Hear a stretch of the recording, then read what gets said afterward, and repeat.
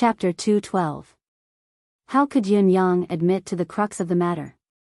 Yun Yang frowned and said, Dragon's lair and tiger's den? How could it be? He Hanqing is the mastermind of the previous family of generals case. His crime is so heinous that everyone has the right to punish him. I've spared no effort to obtain this secret. This person's reputation among the scholars is too high.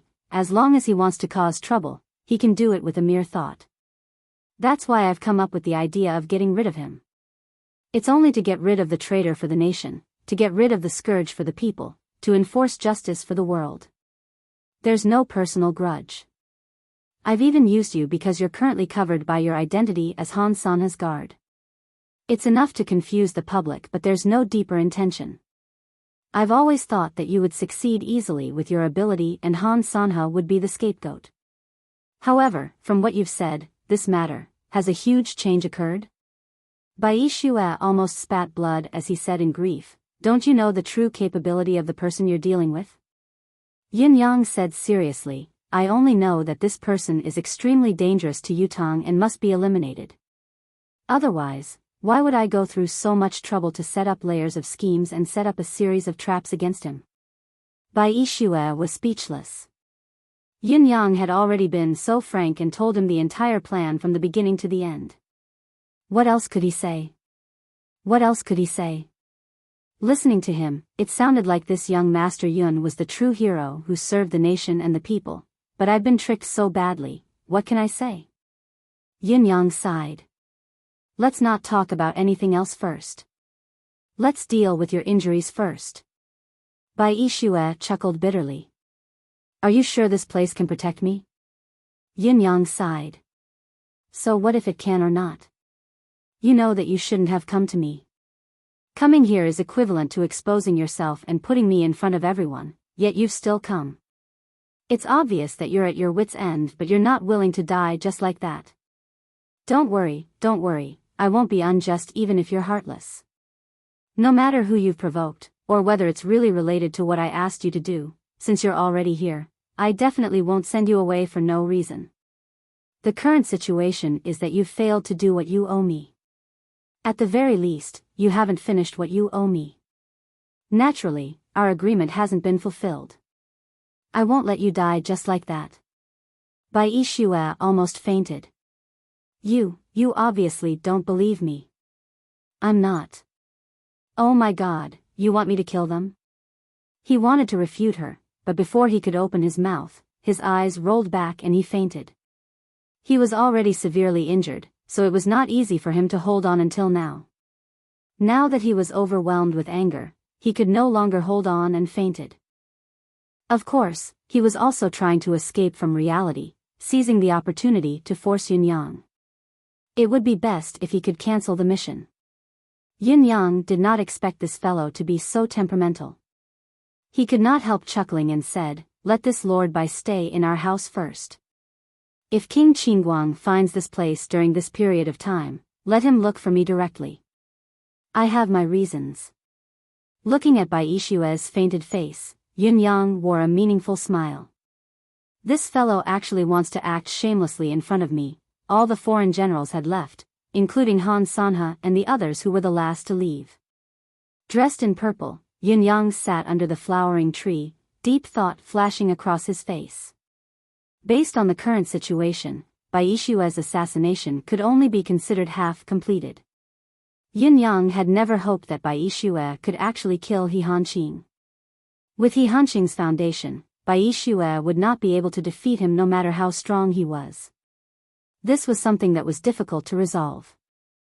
Yin Yang's real goal was to incite the conflict between the Four Seasons Tower and Han Sanha.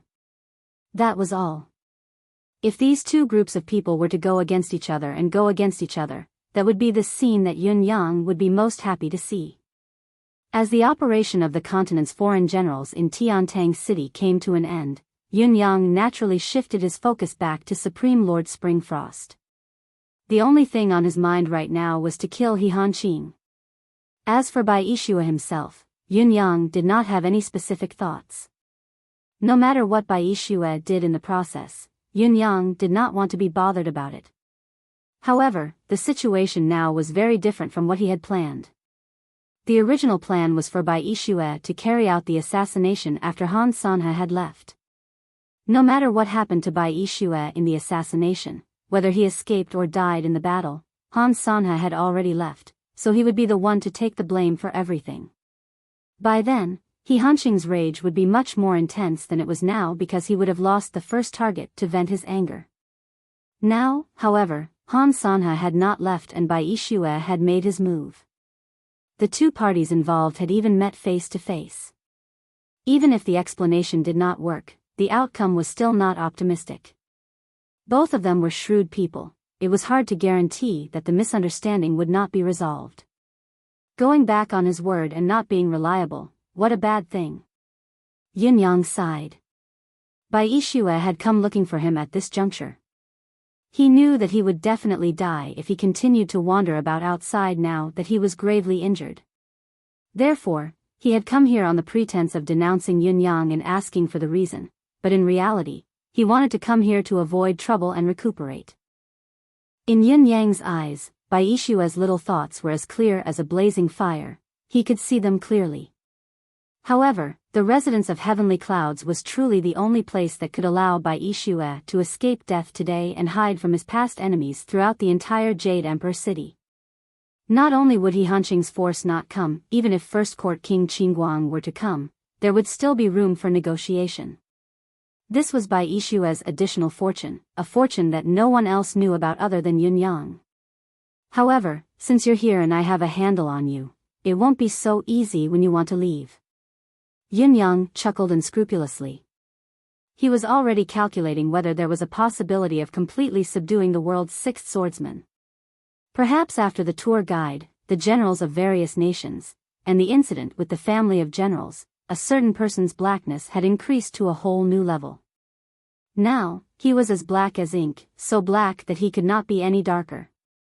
It was especially convincing when he spoke irrationally and made irresponsible statements. Young master, about that. Fang Mafei hesitated. What is it? Yin Yang asked. About that. Whitey 2, Whitey 3, Whitey 4.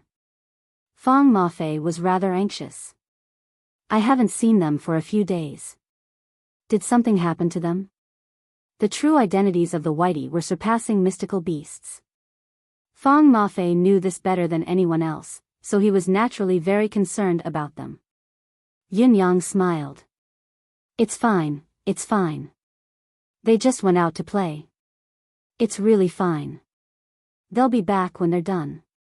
Play. Done? Fang Mafei was dumbfounded. Did they go out to play or work? How could playing be compared to working? Did young master know what he was talking about? If you have the time to think about the whereabouts of the Whitey, why don't you think about yourselves? How has your cultivation base been recently? Yin Yang changed the topic. Fang Mafei and Lao Mei were speechless, not knowing how to answer. What do you mean by recently? You've only asked about our cultivation base 10 days ago, haven't you? Do you think that there will be an obvious improvement in 10 days, or even a level higher? Send a message to spring, summer, autumn, and winter later. Ask them to come over, Yin Yang ordered. Yes. On the other side, the empire of Zio's generals were advancing swiftly. They were now close to the border between Yutong and Zio. Their journey had been smooth, so the people who had been feeling uneasy all heaved a collective sigh of relief and relaxed. After going over the mountain in front and passing through the dense forest, we'll be in Zio's territory. Even if Yutong has set up something, it'll be hard for them to do anything about it. Marshal Zi Yuanlong pointed forward with his whip. Finally, we're back. The generals looked at the long line of horses behind them and the blood of the hero that had been transported back. They were excited. This military wine has not let down our brother's expectations. Have you managed to contact the spies you've planted in Yutong? Zi Yuanlong's white beard fluttered as he asked in a low voice. We've only managed to contact a portion of them. Many of them haven't responded. Although our stay this time was much shorter than planned, there's still room for improvement. Those who haven't been contacted have most likely been taken out by the Empire of Yutong, said a general. It's not a surprise. As long as there are still people lying in ambush, our plan is considered a success. Zi Yuanlong sighed. Remember to compensate the families of those who have been sacrificed. Yes. A general chuckled and said, however, the Empire of Yutong is just as Marshall had predicted.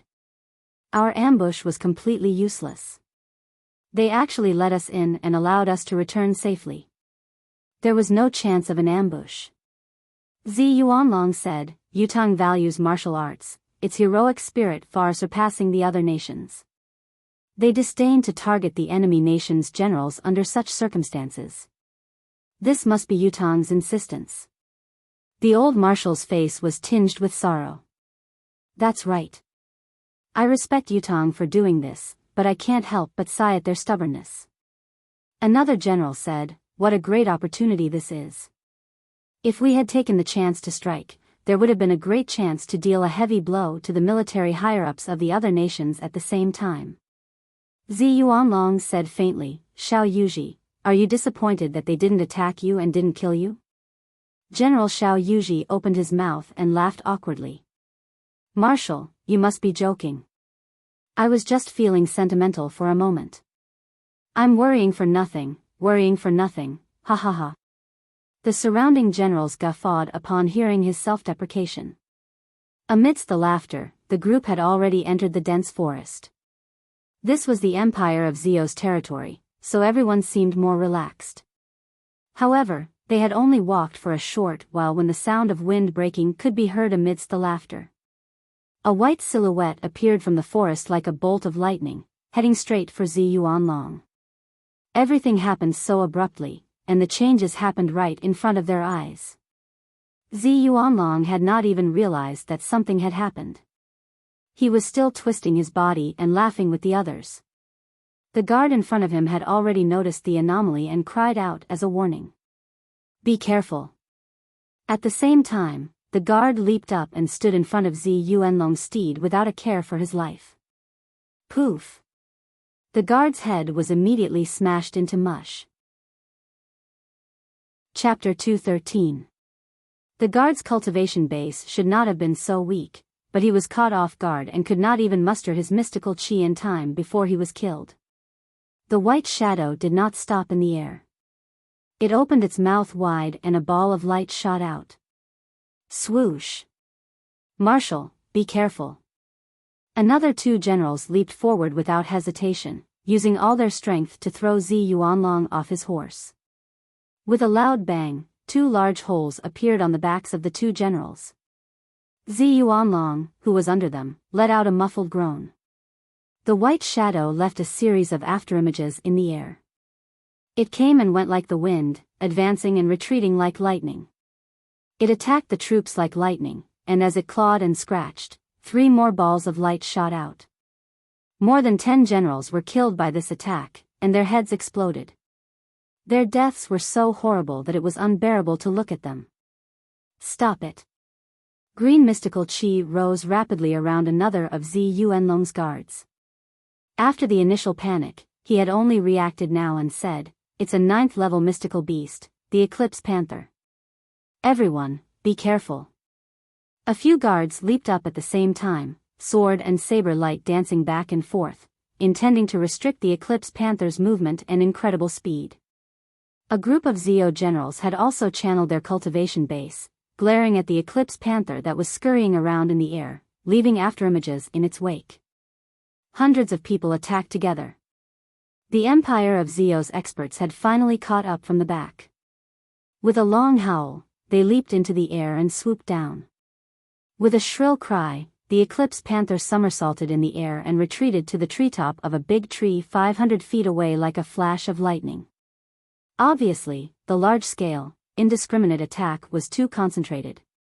No matter how fast the Eclipse Panther was, it was still caught. Seeing that their attack had succeeded, the group was ready to strike again, to kill the despicable 9th-level mystical beast with all their might and avenge their fallen brothers. The Zio expert who was leading the group leaped into the air, turning into a shadow as he flew towards the treetop. However, the white shadow flashed and was already 1,000 feet away in the blink of an eye, disappearing in the blink of an eye. Meow. The eclipse panther was like a bird startled by the mere twang of a bowstring. It fled far away, rolling towards the dense forest. A dignified 9th-grade Xian beast actually ran away just like that. When he came, he didn't even say a word before taking action.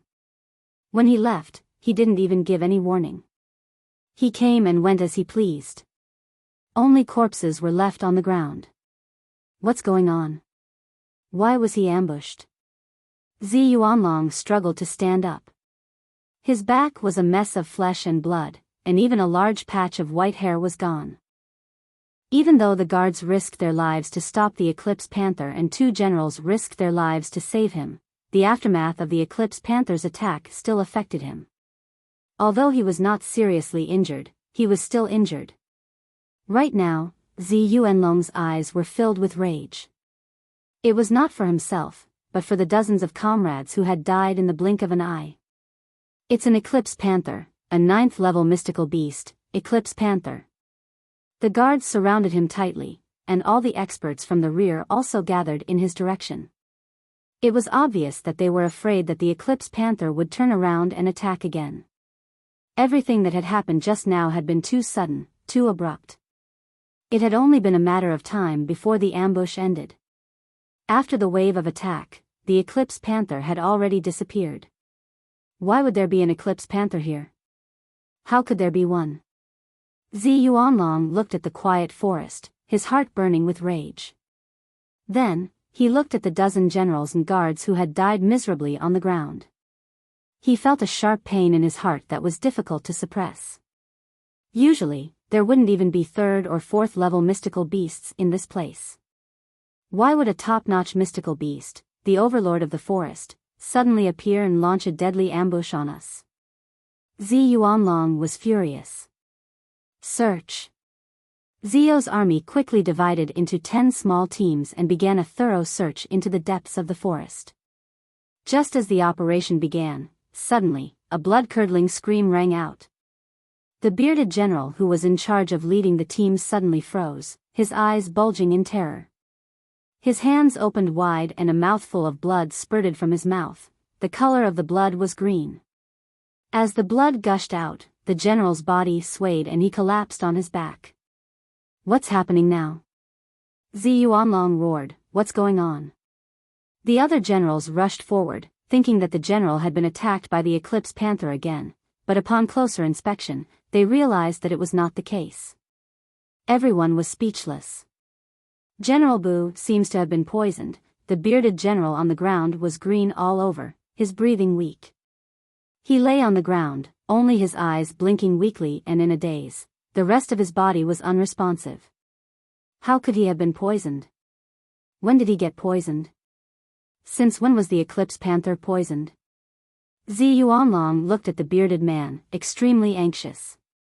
What poison is he suffering from? Quick, save him. The accompanying pharmacist rushed forward to check on him. It was a pity that before the doctor could give any specific results, another 3 people suddenly let out a blood-curdling shriek and fell to the ground one after another. These 3 people were also green all over, green blood splattering from their bodies. When the blood landed on the ground, it glowed an eerie green. The 3 of them were in the same condition as the bearded General Bu. All of them had been poisoned. The situation was dire. So many things had happened one after another without any warning. Everyone's mind was in a state of disarray. What had gone wrong? When were they poisoned? Also, were they the only ones who were poisoned, or were there more people who were poisoned as well? What poison is it? Zi Yuanlong pushed a general aside and approached the pharmacist to ask, "Have you found out?" The general he had pushed away turned his head unintentionally and suddenly cried out, "Marshal, you," Zi Yuanlong said angrily, "what are you screaming for? Why are you shouting in such a critical moment?" Before he could finish his sentence, Zi Yuanlong's eyes revealed a strange expression. His body swayed violently and he felt dizzy. When he looked down, he saw that his hands and wrists had turned green. "Marshal!" A few generals cried out in alarm and rushed forward to support Zi Yuanlong. However, even Zi Yuanlong's face had turned green. His body swayed, and after a few breaths, he suddenly spat out a mouthful of green blood and collapsed on his back. Seeing that their own marshal had also suffered the same fate, the situation became even more chaotic. Quickly, return to the country. Zi Yuanlong struggled to hold on, stammering. However, everyone saw that his eyes were already filled with a deathly gray color. The group could no longer be bothered to search for the Eclipse Panther.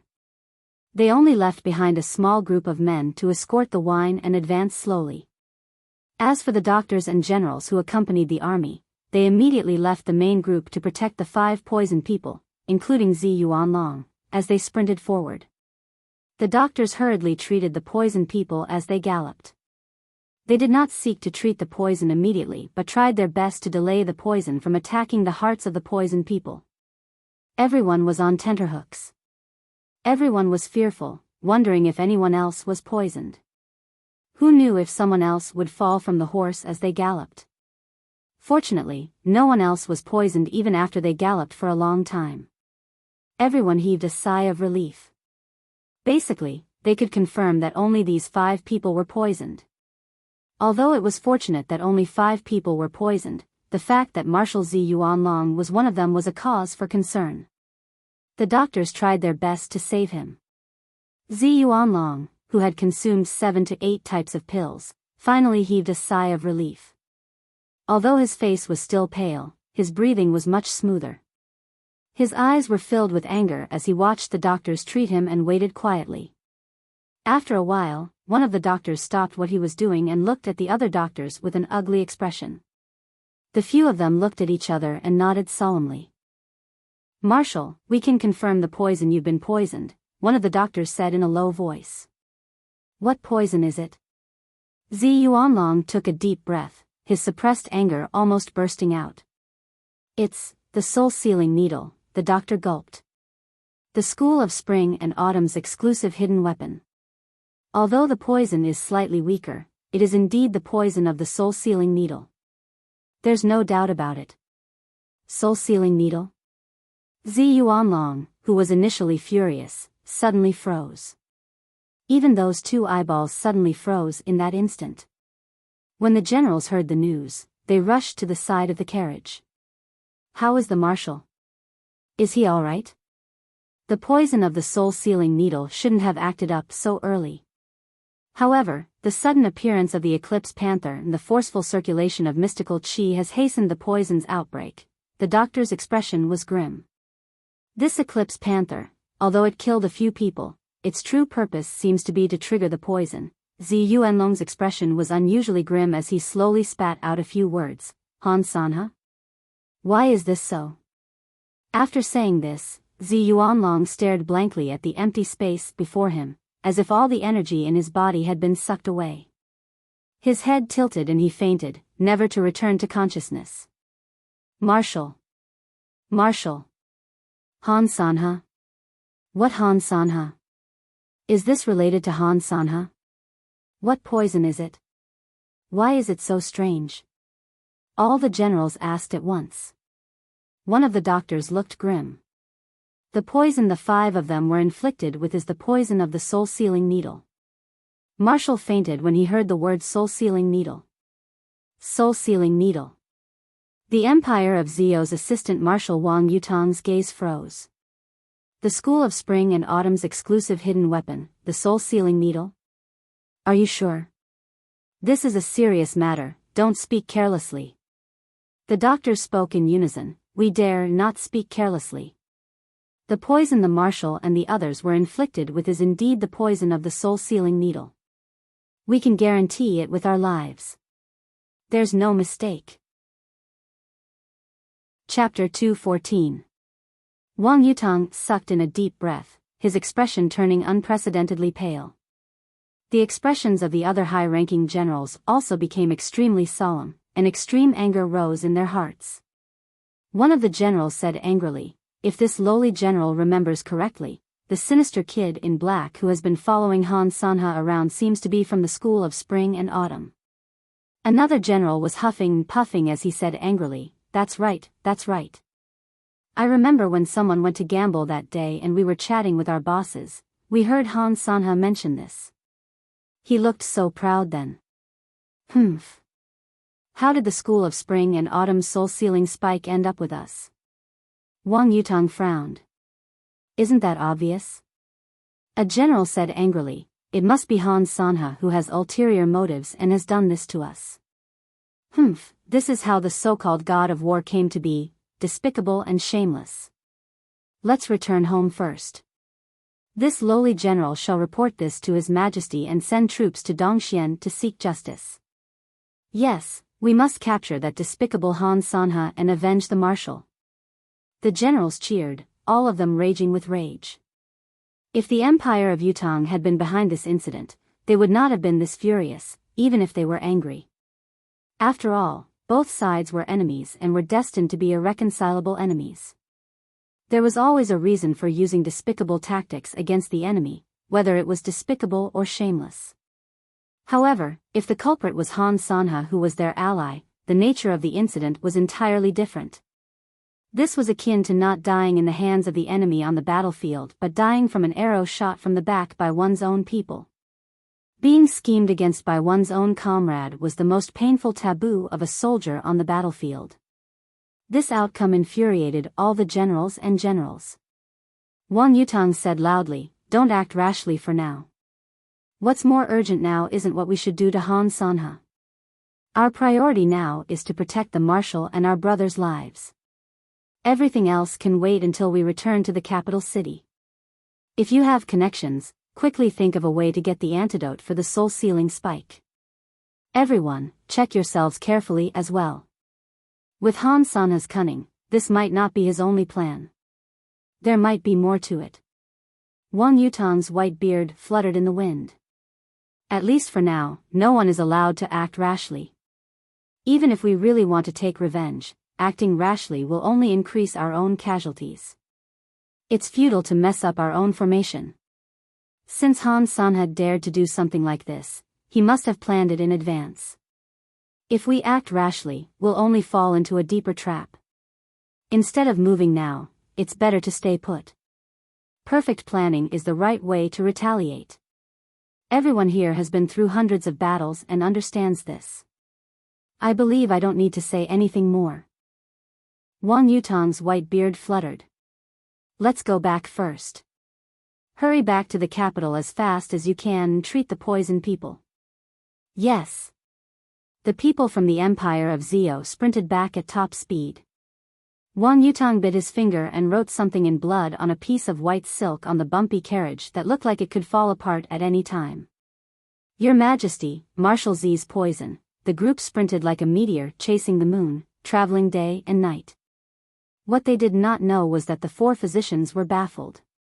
They had heard that there was no antidote for the soul-sealing spike. Death was certain for those who were poisoned. The poison would erupt within 10 days, even if it did not attack the heart, it would burn the meridians and corrode the bones, destroying the blood and tendons. Although the marshal and the others were stiff and their flesh was grayish-green, their internal organs were corroded by the poison and they were in a critical condition. There were no signs of imminent death. They could at least stay alive for 10 days to half a month. Could it be that this soul-locking needle only had an undeserved reputation? There was also the Eclipse Panther's cry before it left. Meow. The four physicians were not far away then, so they heard it loud and clear. It was the Eclipse Panther. But, meow? What did it mean? It was not only the four physicians, there was also the Empire of Zio's leading expert, a perfected Grandmaster expert. It was a must for him to have sharp ears and eyes. He had also heard that cry, but he felt that it was inconceivable. He almost thought that he had heard it wrong. How could the Eclipse Panther meow? This was a little strange. At the same time, the Empire of Dayuan's returning troops had also reached a forest. 3 people had succumbed to the poison and had fallen to the ground. After a moment of panic, the group found out what had happened. The soul-sealing spike. The old marshal of Dayuan's expression was grim. Han Sanha. Everyone saw that you brought the school of spring and autumn with you. Why did you do this to the alliance? Why did you leave no room for maneuver? Could it be that advocating for the empires to join forces against Yutong was also part of his plan? Yes, yes. De Yuan has suffered the most in this trip to Yutong. Even Sir Liang has perished in the residence of 9 supremes, but Dongxian has suffered the least among all the empires. Everyone has left at the same time, only Han Sanha has stayed. If it wasn't for this scheme, how could this have happened? The generals were also indescribably sorrowful and indignant, their hearts filled with rage. Just as everyone was in a frenzy, trying to save the poisoned, an eclipse panther emerged from the forest and charged into the crowd. It was a massacre.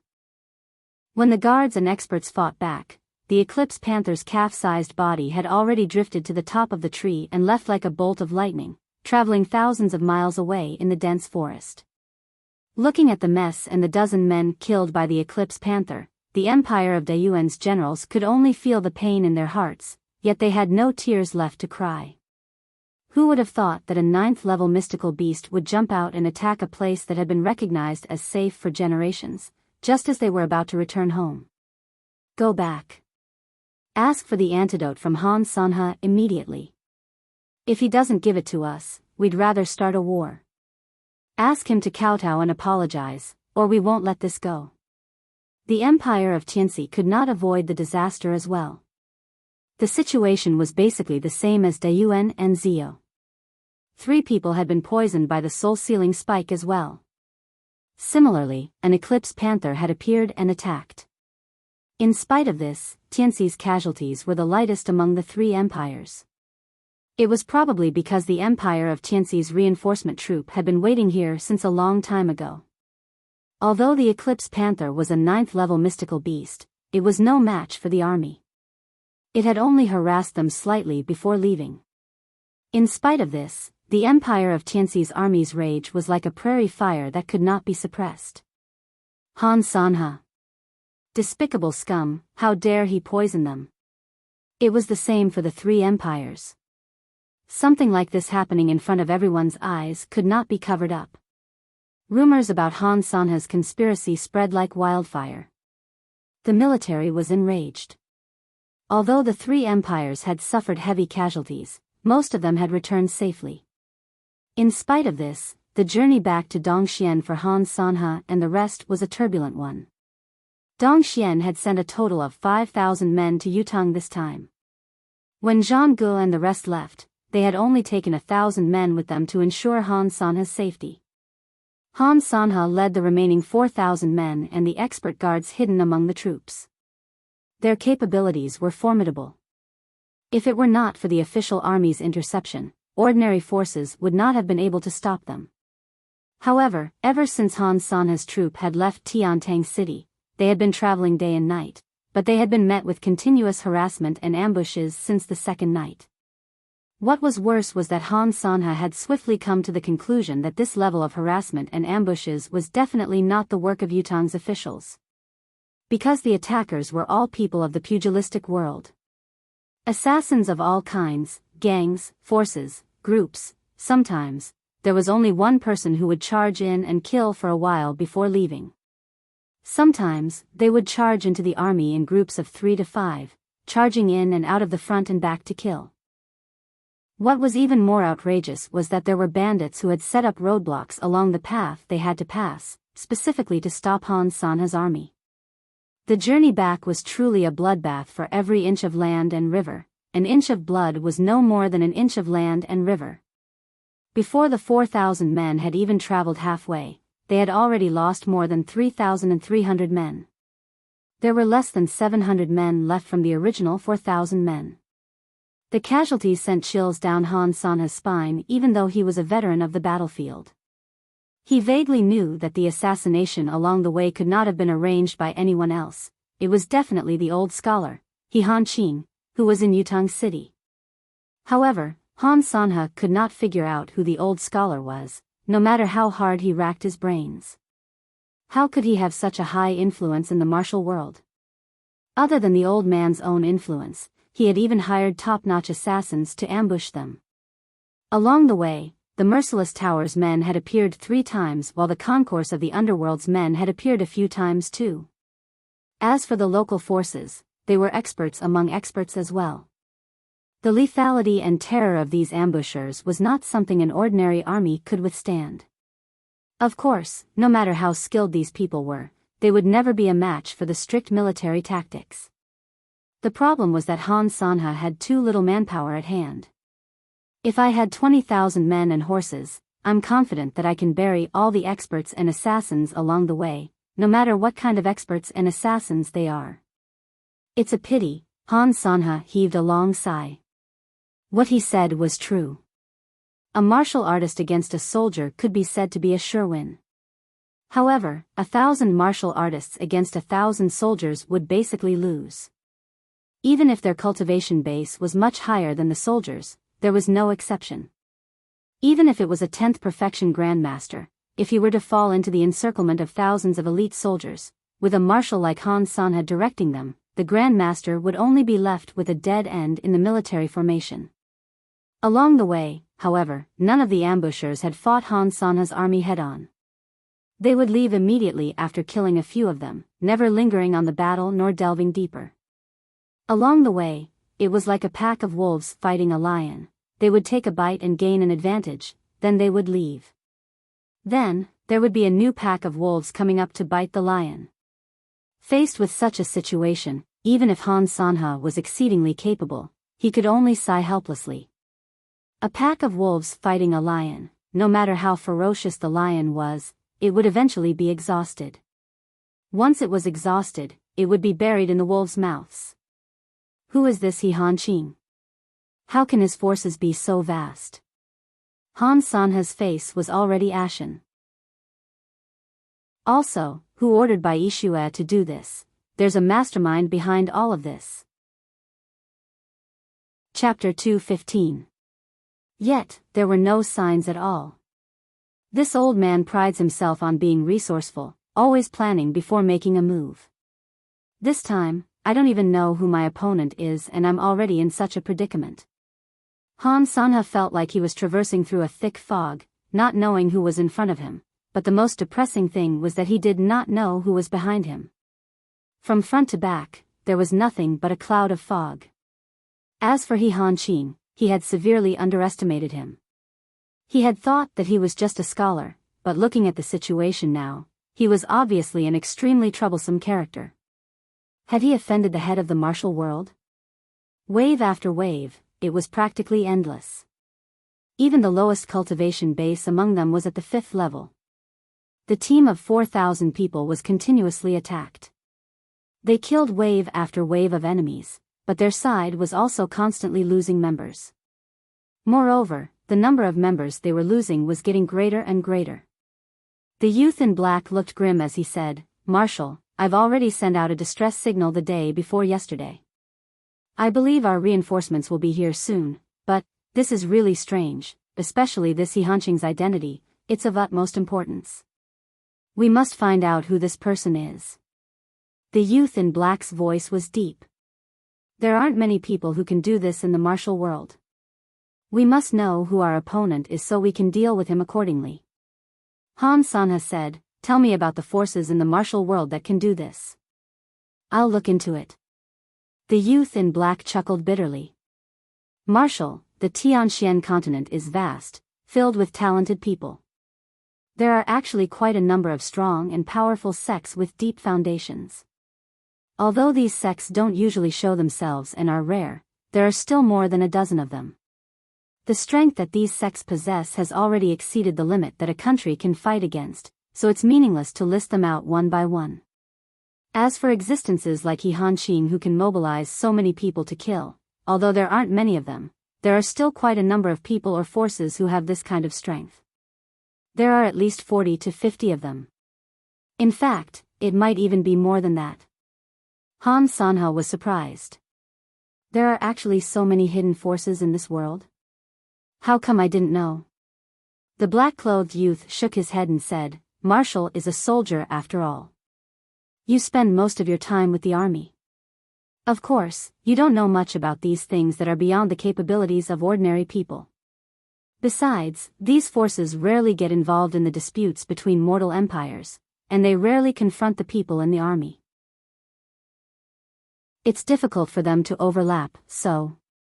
The muscles on Han Sanha's face twitched as he said, if the empire of Yutong's court has always had such a terrifying presence, why, this was also the fundamental reason why he had looked down on He Hanqing before. He Hanqing's performance was terrifying enough, having an expert guard team that could survive a head-on attack from Bai Yixue, who was at the pinnacle of swordsmanship, was enough to prove that he was not a nobody. However, Dongxian and Yutong had been fighting for so many years. Since He Hanqing possessed such terrifying power, why had he never used it? Even when Yutong was on the brink of destruction, He Hanqing did not show himself. Other than being a great scholar, he was also a veteran of 3 dynasties. There were too many times when he should have contributed, but he did not. Not moving usually meant that he could not move, or that he did not have the ability to move.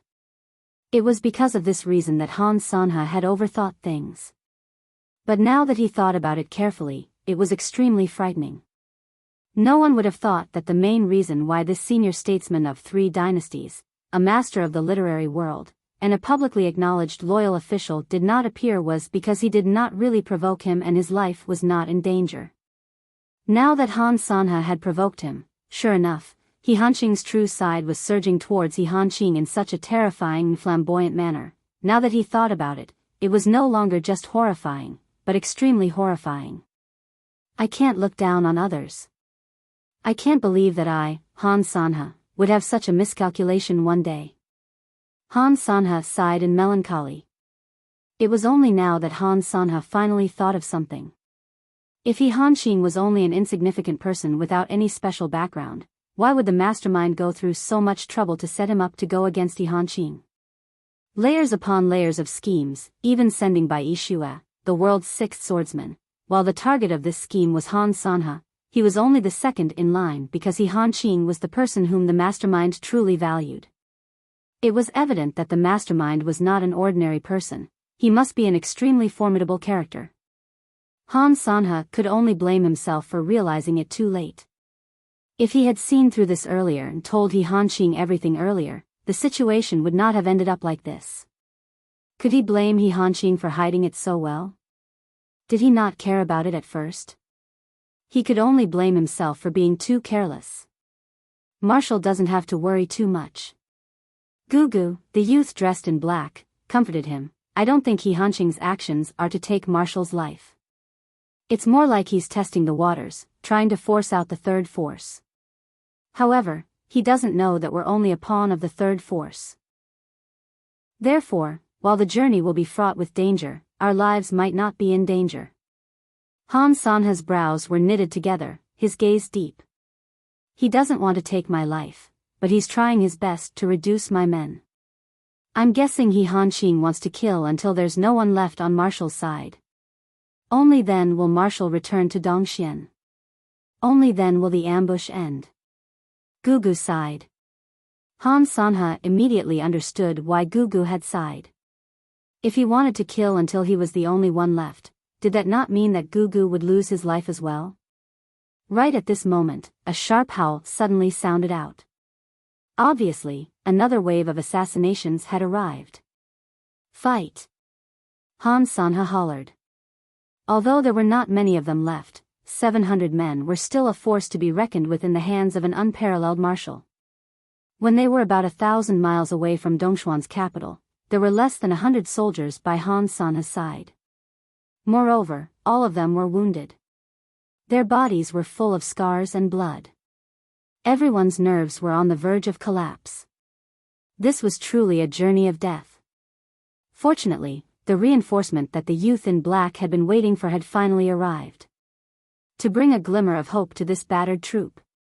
In the sky, a giant eagle that was 100 feet wide when it spread its wings circled in the air before slowly descending. Eldest senior brother is here. Gugu, the youth in black, cried out, his voice shrill with excitement. As long as one was human, they would be afraid of death, especially if they were to die without knowing why. How could Gugu not be ecstatic when he saw the arrival of hope? A tall silhouette leaped down from the eagle's back in the sky. The newcomer's robe billowed in the wind, fluttering like a deity from the 9 heavens. Han Sanha heaved a sigh of relief when he saw this. Gugu was exhilarated as well. Han Sanha and Gugu's joy was not without reason. After the arrival of this person, the attack that Han Qing had arranged had suddenly disappeared, as if there had never been any attack. Han Sanha and his entourage had finally returned to the capital safely. However, Han Sanha, who had just returned to the capital, fell into an even greater predicament. Messenger pigeons from the empires of Dayuan, Tianxi, and Zhou had arrived one after another. The words were harsh, the hatred and the gnashing of teeth were obvious and undisguised. Hand over the antidote. Han Sanha and Gugu were dumbfounded when they heard this, unable to comprehend the meaning behind it. The soul-sealing spike had been used on them? Us? When did it happen? Gugu, you? I didn't. Gugu's face, which had always been tanned, was flushed red.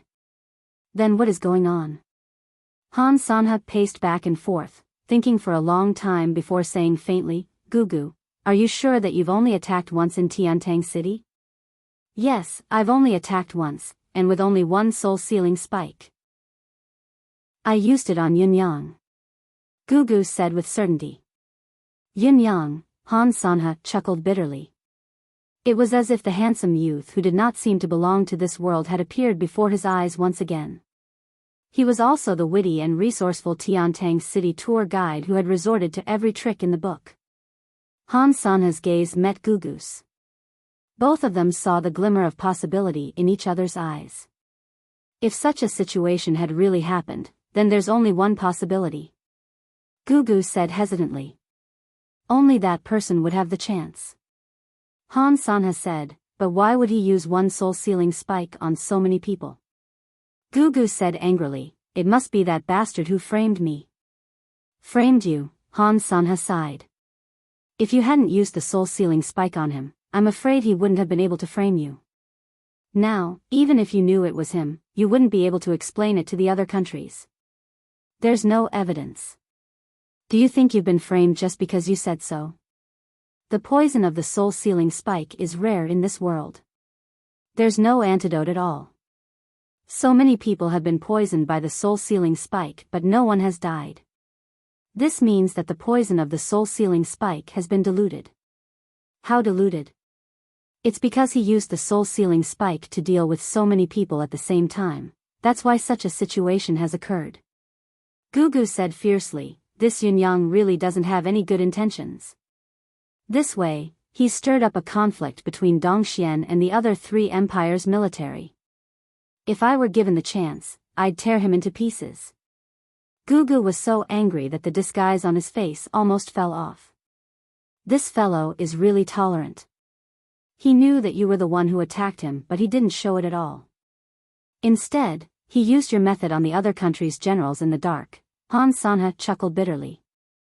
Now that we've all returned to our respective countries, the 3 empires that are thousands of miles apart, there's no chance for us to sit down and bury the hatchet. This scheme is truly remarkable. It's not that there's no other way. Gugu gritted his teeth and turned to look at his eldest senior brother, begging, eldest senior brother, the eldest senior brother, who was dressed in a green robe and had 3 wisps of beard, smiled faintly. Although we don't have a specific antidote for the soul-sealing spike, we still have a way to suppress it. Besides, they're not deeply poisoned. It's not a problem for us in our sect. Since they've misunderstood and this matter involves our sect's secret weapon, we really have to make a trip. Gugu's eyes shone. Eldest senior brother is the best. The eldest senior brother smiled faintly. However, I can't let my carry an ugly child. If it's a fragrant little beauty, I'm sure my will be very happy. I'm going out with my wife when the sun rises. It's Valentine's Day after all. Although I really don't want to go out. I can't beat the thighs. It'll be later the next day, maybe 8 or 9 at night. I wish my brothers and sisters a happy Valentine's Day. Chapter 2:16. Gugu puffed her cheeks. Eldest senior brother only knows how to bully others. The eldest senior brother laughed, no longer joking. Gugu, come with me. Use my hawk. It'll be faster. As long as we go and Gugu comes personally, this misunderstanding can be cleared away. If that's the case, I'll leave everything to you. Han Sanha sighed. Marshal Han did not know what to do. Too many things had happened recently. They were too unexpected, too outrageous, too unbelievable, and too inconceivable. However, Han Sanha knew that the repercussions of this incident were too severe. If the three empires were to misunderstand because of this, the situation would escalate to an unsalvageable stage. The most urgent matter was to settle this matter thoroughly, to prevent anyone from dying as much as possible. Only then could they sort out the cause and effect of the incident. If someone really died, even if the cause and effect were to be clarified, the blame would still fall on him and the entire empire of Dongxian. There's no time to lose. Let's depart now. The eldest senior brother smiled. Just in case someone really dies over there, that would be bad. The eldest senior brother of the School of Spring and Autumn had obviously thought of the severity of the matter. If it were not so, with his status, he might not have made the long journey to rescue someone. When this is over, Gugu, come back and don't run around. Master will be looking for you during this period of time. I'll make a trip to Tiantang City along the way and meet this person who can make my little junior sister suffer. The eldest senior brother laughed, and with a wave of his sleeve, he had already soared into the air with Gugu's slender body. With a hawk's cry, the mystical hawk had already arrived beneath the both of them. With a long howl, the mystical hawk soared into the sky like a black arrow. Watching the huge hawk soar into the sky and turn into a tiny black dot above the clouds, Han Sanha's expression was solemn. Everything is a mess. From the looks of it, be it the assassination attempt on He Hanqing, the poisoning of the generals, the assassinations along the way, or everything in Tiantang City, it's all a cloud of mystery. There's no clue at all. However, there must be a mastermind behind all of this. He planned everything, manipulated everything, manipulated everything, manipulated everyone, and all forces in the palm of his hand. This person is too terrifying. And now, the biggest question is, who is the mastermind behind this? How can he hide so well? It's simply perfect. Han Sanha thought about it for a long time before his expression darkened. Yin Yang? Could it be him? There's a 99% chance that Yun Yang is the culprit behind the poisoning of the generals. If he's the one behind the other incidents as well, then this person is terrifying. An unusually sharp glint shone in Han Sanha's eyes as he said in a low voice, "Men. Here. Send a few capable men to Tiantang City. Also, show us the martial arts world's bounty as well." Han Sanha sucked in a breath and said, "Kill Yun Yang and see what happens next." Yes. Han Sanha's expression was grim. If there's any reaction after killing Yun Yang, then it must be Yun Yang's doing. If there's no reaction, then Yun Yang's dead. Since there aren't any better targets, let's test the waters first. I, Han Sanha, have never resorted to such tactics. I've actually made an exception for this child this time. Yun Yang did not let his guard down even though his plan to target the various empires was completed. He began to consolidate the various forces he had on hand. First, he searched through the Nine Heavens Dictum's manpower and arranged for Shui Wuyin to join the Nine Heavens Dictum's work. As for the Towering Wind Pavilion, since Shui Wuyin had gone underground, the Towering Wind Pavilion, which had no one guarding it, had gradually become useless and was sold off by Yun Yang. After this series of events, Yun Yang had an abundance of silver taels on hand. After paying off all his debts, he still had a balance of 210 million taels. This was an unprecedented amount of wealth. Yun Yang was also considering how he should spend this sum of money. After all, in young Master Yun's heart, there was only one concept of money: what was spent was money. What was the use of keeping it? Was it nice to look at? After the four noble young masters were summoned by Yun Yang that day, Yun-yang unexpectedly found out why these four fellows had not made a move during this period of time. It turned out that since these four fellows had received Yun-yang's promise, they had immediately contacted their families and made a scene, swearing to prove that it was true, ordering the four noble families to search for high-level mystical beasts outside. Up to now, the various clans had already made considerable progress in the matter of searching for high-level profound beasts. The spring, summer, and autumn families had indeed gotten their hands on 8th-level pinnacle mystical beast cubs and had already sent their men to deliver them over. Only the Dong family was the most pitiful. Their efforts were in vain and they had gained nothing. Initially, Dong Tianlong had received the news that the Yen family had found a hidden high-level mystical beast that was about to give birth and would soon be able to harvest high-level mystical beast cubs.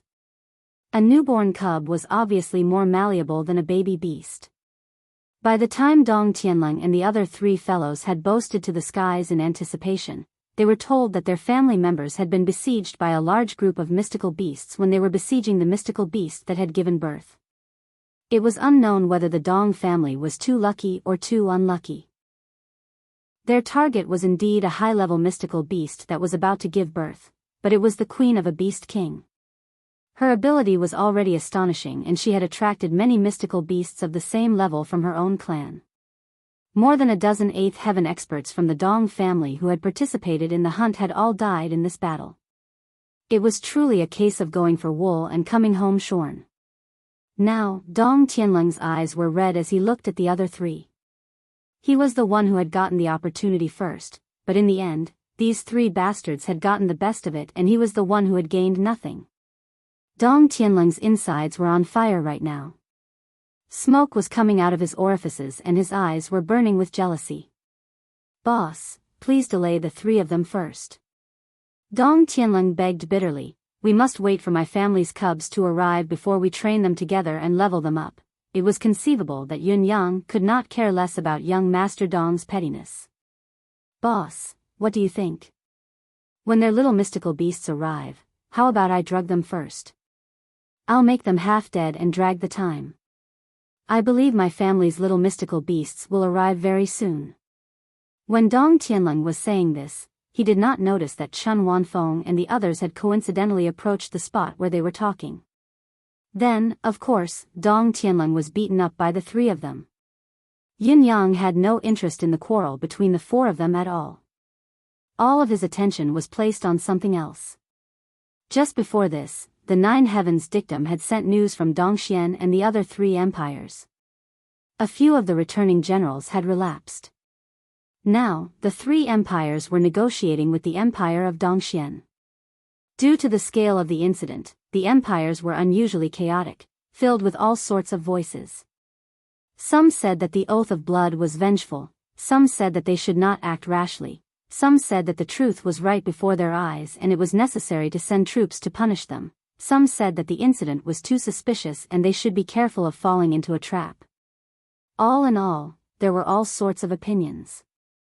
The opinions were so diverse that it was hard to reconcile. What I want is for all of you to be confused. If you don't panic, how can you take advantage of the chaos? Yin-yang's gaze flickered.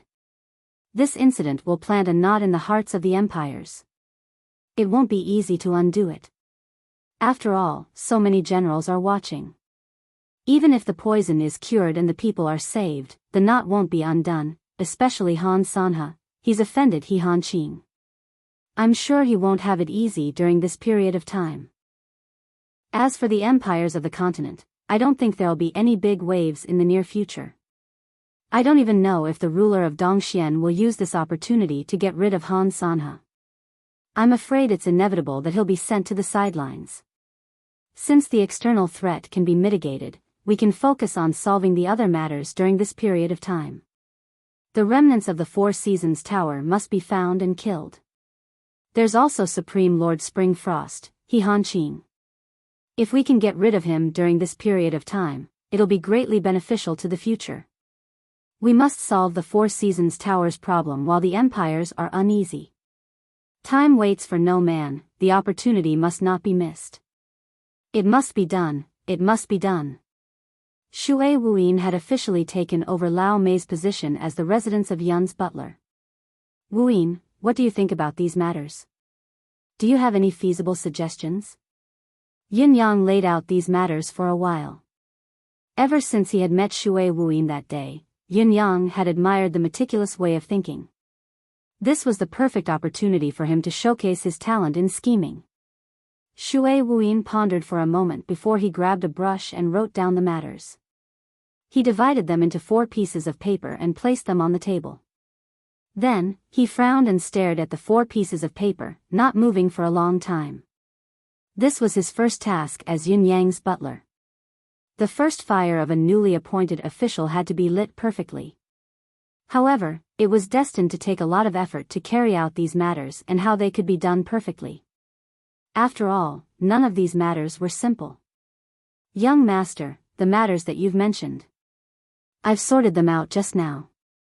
Shui Wuyin's voice was still strangely hoarse, but Yin Yang was already used to it. Let's put Mi Kongquan's matter first. Among all the matters to be done, this is the only one that's relatively easier. Forget about the fact that we can deal with Mi Kongquan as soon as he comes out, even if he were to hide in the palace. It's not a difficult task for young master. Yin Yang nodded. It was indeed not a difficult task for him. Shui Wuyin said, the only thing we have to worry about is Mi Kongquan's ability. If we can't kill him in one go, I'm afraid there'll be endless troubles in the future. Once young master makes a move, your true identity will be exposed. If you fail, the news of Supreme Cloud still alive will spread throughout the world. Chapter 217. Shui Wuyin analyzed calmly. According to young master's description, Mi Kongquan's ability should be above the 8th peak, but not the 9th peak. If he was at the 9th peak, he would have recovered completely and wouldn't have been injured by the 4 young master's attacks. If he was below the 8th peak, he would have been killed in the previous battle. This subordinate guesses that this person's true ability should be hovering between the 8th peak intermediate and ace peak. There shouldn't be too much of a difference. Yin Yang nodded. He was listening to Shui Wuyin's analysis attentively, trying to find out the difference between his and Shui Wuyin's way of thinking. As the saying went, a wise man would always make a mistake, a fool would always be right. Only by listening patiently to constructive suggestions and learning from each other's strengths to make up for their shortcomings could the plan be truly comprehensive. Moreover, Shui Wuyin was no fool.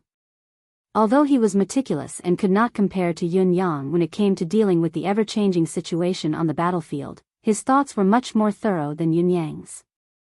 There's one more thing. Mi Kongquan was severely injured by Ling Xiaozui.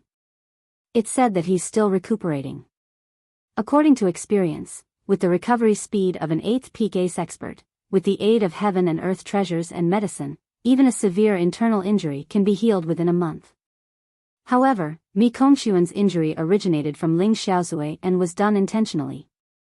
This subordinate thinks that even if Mi Kongquan has recovered a little, it must be very limited.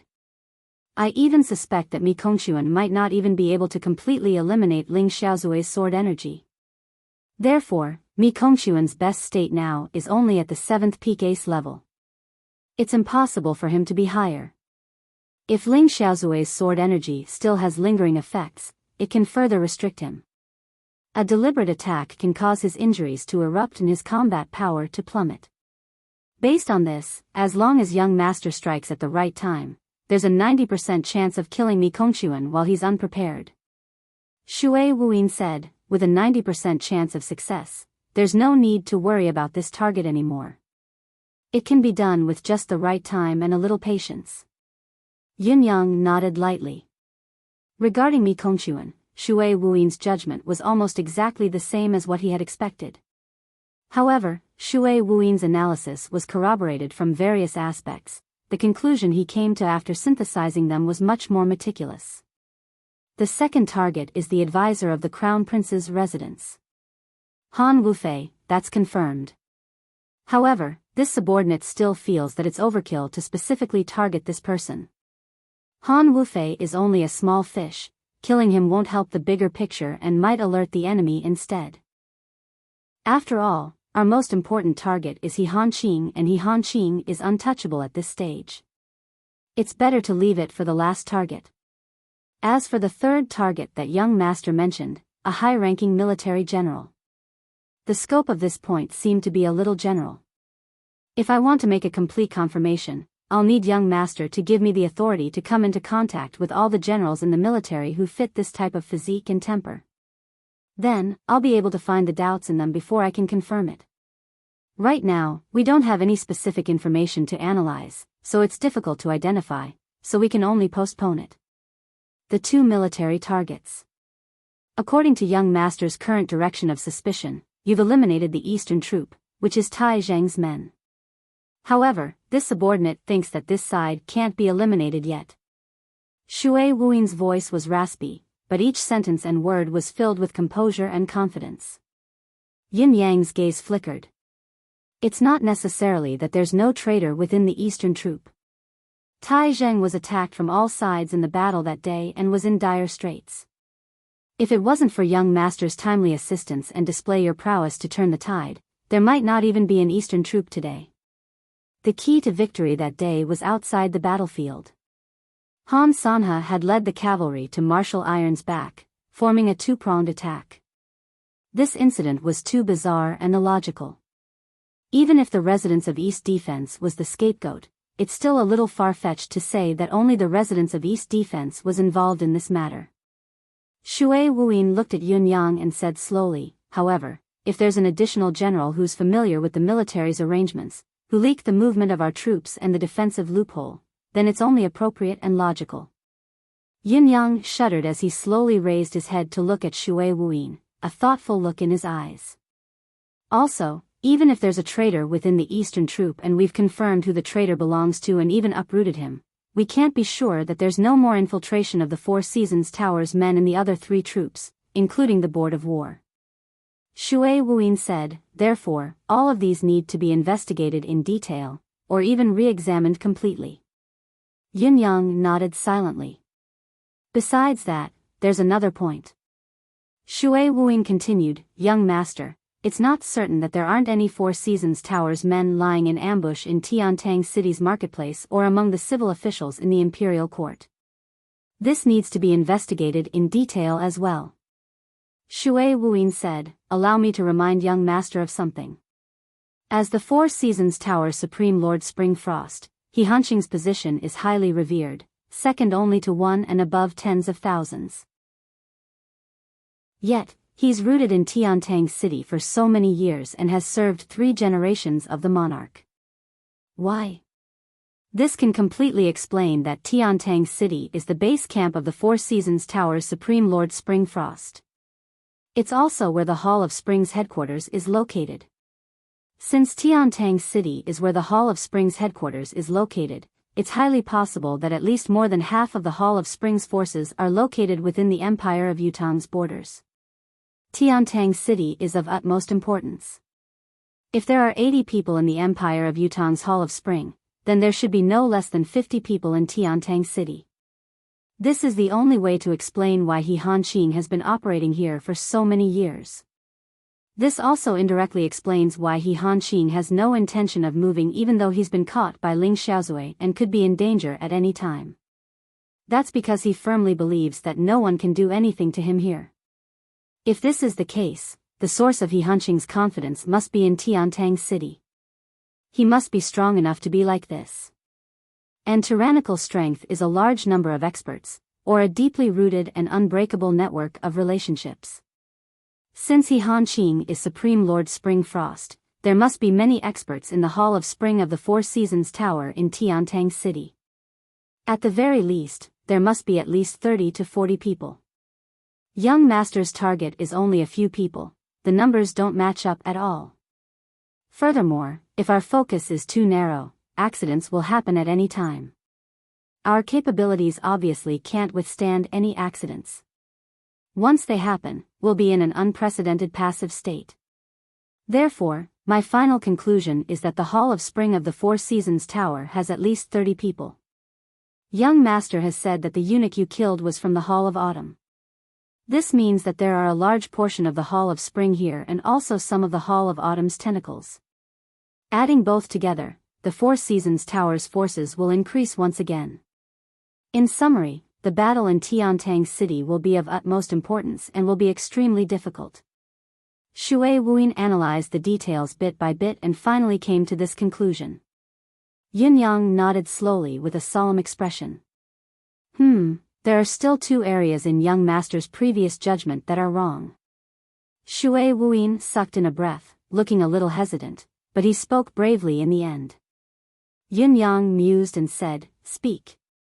There are 2 areas that young master seems to have never paid attention to. Since Shui Wuyin had spoken, he did not hesitate anymore and said, "One is women." Up until now, all the Four Seasons Tower people that young master has encountered have been men, but it doesn't mean that there aren't any women in the Four Seasons Tower. In young master's choice of targets, you have subconsciously eliminated all women. Young master has been in the military all year round. All you see are men and your enemies are men too. Therefore, you have subconsciously eliminated women. Although this is understandable, it's still a major flaw. The Four Seasons Tower's influence is so vast. It's easy to imagine that the spies they've planted would never overlook the power of women. Many a time, many places, many environments, and many things can only be entered and done by women. After all, women have some innate advantages that men don't have, Shui Wuyin said. Therefore, we have to reorganize and check the information in this area. In our current understanding, men and women must be treated equally. Yin Yang sighed and said, "Yes, I have indeed neglected this point. If it weren't for your reminder, I'm afraid I would still be like this, until I suffer a huge loss. This is my fault, a huge mistake." Yin Yang acknowledged it with a pained expression.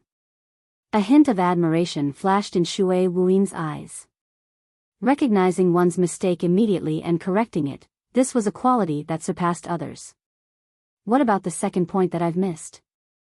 Yin Yang asked humbly, his tone tinged with a hint of seeking guidance. "The second point that young master has missed is..." Shui Wuyin thought about his words and said, "Young master's vision is too high. You've always been fixated on the top. You've never looked down." Yin Yang frowned and said, "Look down? What do you mean by that?"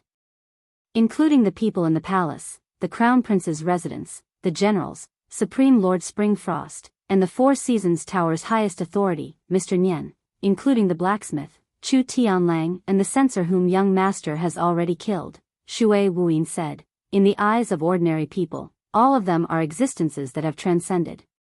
In other words, these people themselves possess the power to overturn the clouds and rain. It is also because of this that they have caught young master's attention. But on the other hand, young master's attention has never been placed on the commoners." Chapter 218. Shui Wuyin spoke slowly. "Some of the people at the bottom can do it as well. Since the Four Seasons Tower is an all-encompassing, large-scale organization, it will never let go of the dark side, or rather, places that are not noticed by others." Yin Yang's expression tightened as he asked, "Such as?" "Such as the brothel, the casino, the gangsters, the beggars, the escort agencies, the gold banks, even the lawless areas of Tiantang City." Shui Wuyin sorted out his thoughts slowly, arranging his thoughts bit by bit before describing them. "If I were the Four Seasons Tower's ruler, I would never let go of those who were in charge of the red light lawless areas. I must grasp them in my hands. That's because those places can have unexpected effects under certain circumstances." Yin Yang pondered and nodded again. Listening to Shui Wuyin's words, he felt that his train of thought had been broadened. Shui Wuyin was right. He had always been looking at the big picture and had not paid special attention to the people and matters of the lower levels. If he had paid attention to the voices of the people during the case of the family of generals, he could have killed it at a much earlier stage, instead of waiting for the matter to brew and ferment. This was indeed a blind spot in his train of thought. Young Master is the Nine Supremes think tank and possesses extraordinary wisdom, but in reality, all of your attention has always been on the war between the two armies, Shui Wuyin said. "So, when you consider things, you usually start from a broad perspective. It's not that young master hasn't thought of the two mistakes I mentioned just now, it's that young master hasn't come into contact with these aspects before this. But in the future, we will have to face these things. Wuyin only hopes that I can help young master fill in the gaps at any time. As I said before, we can't afford any surprises at our current stage. Everything must be under control. Yin Yang sighed and said, Wuyin, you don't have to comfort me. If I didn't think of it, I didn't think of it. A mistake is a mistake. I can't deny this and I don't have to. If I gloss over the past, I'll make the same mistake in the future. Just like you said, we can't afford any accidents. In this world, any mistake can lead to eternal damnation. We can't afford to be wrong. So, it's my negligence. Yin Yang said slowly, emphasizing each word, I admit it, and I will remember that I will never do it again. He looked at Shui Wuyin and said in a deep voice, Wuyin, it's all thanks to you. Shui Wuyin's eyes flashed with admiration and relief. I'm relieved that young master can think this way. Our first target now is Mi Kongquan. Take out the exposed targets first. Then we'll look for those that aren't exposed. Shui Wuyin said, although the information we have now is limited, Supreme Lord Springfrost, He Han Qin, must have the name list of all the members of the Four Seasons Towers Hall of Spring. Our actions this time are like taking chestnuts out of the fire. We have to proceed step by step. We can't be hasty, and we can't make any mistakes. Shui Wuyin took a deep breath. Finally done with the analysis, Shui Wuyin could not help but rub his temples. It was too taxing on his brain. All right. Yin Yang exhaled, a sharp glint flashing in his eyes. Since we've set our goal, let's not waste any more time. Let's do it. Deal with Mi Kongquan first. At night. Cirrus House. Yin Yang had recently developed a very peculiar habit. Each time he wanted to do something, he would come here to rest. Even though he would not say anything, it was as if he was subconsciously reporting to his brothers, I'm going to kill them. I'm going to avenge us. He could even convince himself that as long as he did so, his brothers would know and they would protect him together. As long as he succeeded, they would be very happy. As long as he found the spy and killed the enemy, perhaps, his brothers would be very happy. Even if he knew that his thoughts were deceiving himself and others, Yin Yang was willing to believe and be deceived. Even though he knew that his thoughts were deceiving himself, Yin Yang was willing to believe and be deceived. A person who was willing to deceive himself would naturally believe that everything was true, even if it was false. On this day, when Yin Yang saw Yun Zuyu, he had a sudden intuition that something was not right, but he could not put his finger on it. Yun Zuyu's gaze when she looked at him seemed to be more affectionate and compassionate than before. Yun Zuyu had always been very nice to him, but now it was obvious that she had gone one step further. Cirrus House had also lost a lot of people. Yin Yang was very familiar with the people in Cirrus House. With just a glance, he could confirm that other than a few familiar faces like Qing Shanxue and a few other sworn sisters who were closest to Yun Zuyu, the rest of the people in Cirrus House were no longer around. They had disappeared. Where are they? Why are there so many of them missing? Has something happened to the Cirrus House? Yin Yang was naturally puzzled by this. He could show some of his true nature in front of Yun Zuyu. Surprised, he asked directly. Yun Zuyu sat down and explained with a smile, there are too many eyes and mouths, so I've dismissed some of the people. It's much quieter now. Yin Yang was taken aback when he heard the question and fell into silence. Yin Yang could guess Yun Zuyu's thoughts at once. It was probably because of Zhu Qin that she had sent away everything that she could not be sure of, or rather, those that she had little confidence in. All the potential threats had to be eliminated before they could sprout. Sister, you must have spent a lot of money recently. Especially those who might not be a threat but still had to be dismissed. I'm afraid Sister Yu doesn't feel good about it, Yun Yang said. He had called her sister-in-law before. However, after Shui Wuyin's reminder, Yin Yang felt that he needed to be more careful with his words and actions. For example, the word sister-in-law. If he were to accidentally call her sister-in-law, it might become a source of danger and eventually lead to disaster. If Yun Ziyu were to die because of this, Yin Yang would have to kill himself without needing anyone else. Because of this, he had changed the way he addressed her back to Sister Yu. It's not that serious. Yun Ziyu smiled. We sisters have no other choice in this line of work.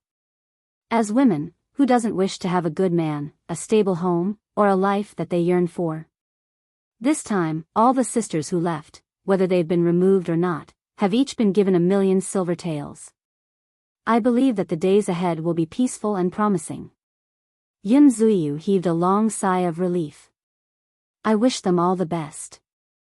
I wish for each of them to be safe and happy, to leave this place, to live the stable life that they've yearned for, to be completely their own, to be safe and happy. This line of work is always short-lived, how can it last? Yun Ziyu smiled bitterly. The sisters will have to leave sooner or later. I'm just helping them to make up their minds in advance. Yin Yang said quietly, Sister Yu is right. I only hope that they'll be able to be happy in the future. Yun Ziyu looked at Yun Yang with her bright eyes and said with concern, young brother hasn't had a good rest these days. Why do you look so pale? Yun Yang smiled and said, what's wrong with it? My days are actually more comfortable and carefree than Sister Yu's. Yun Ziyu nodded but could not help looking down. Your brothers are not by your side now. You're alone in the center of this whirlpool. Every moment is a matter of life and death. How can you be more comfortable and carefree than I am? Many of the sisters in Cirrus house have left. I wonder if Sister Yu. Yin Yang changed the topic. When will you have your own, the life that you yearn for? Once the words left his mouth, Yin Yang regretted it immediately. He wished he could slap himself a few times. Wasn't this touching a sore spot?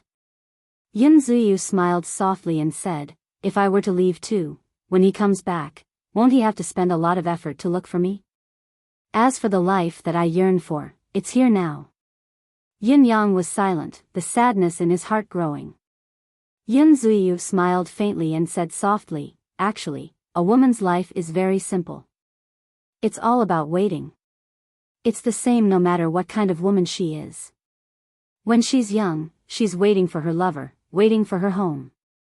When she has a home, she's still waiting. Waiting for her man to come home from work, waiting for him to eat, waiting for him to reunite with him, waiting. When she's older, she's waiting for her children and grandchildren.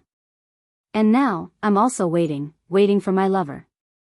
Yun Ziyu said, Sister Yu is always willing to endure this process of waiting. As long as there's one person in a woman's life who's worthy of her waiting like this, isn't it a form of happiness as well? Really? Yin Yang's Adam's apple bobbed as he swallowed a mouthful of saliva and said dryly, yes, yes. It's indeed a form of happiness. I believe Sister Yu's words without a doubt. Yun Ziyu smiled like 100 flowers blooming. Why don't you talk about me? Let's talk about you this time. Young brother Yun, if I'm not wrong, I'm afraid your real identity isn't the son of Marquis of Heavenly Clouds, is it? Yin Yang was taken aback upon hearing her words. He was stunned for a moment, obviously not expecting Yun Ziyu to be so straightforward and direct. I guessed it. Yun Ziyu's eyebrows arched. Yin Yang sighed softly. Sister Yu is smart indeed. You're right, I'm indeed not Marquis Yun's biological son. Yun Ziyu asked curiously, then is it convenient for you to reveal young brother Yun's real identity and background? Yin Yang's face was steely, expressionless as he said, I don't even know about this myself. Chapter 219. She said, how can we not know? Take your fifth brother and I for example. Even though we were sold when we were young, we still know who our parents are. Even though they are already dead. But, they are still our family, and also where we came from. Yin Yang said, from what I know, Fifth brother doesn't know his own identity. Yun Zuyu's eyes shone as she chuckled with her hand covering her mouth. Yes, I misspoke. He knew everything about flame indeed. Yin Yang said quietly, I'm the same as fifth brother.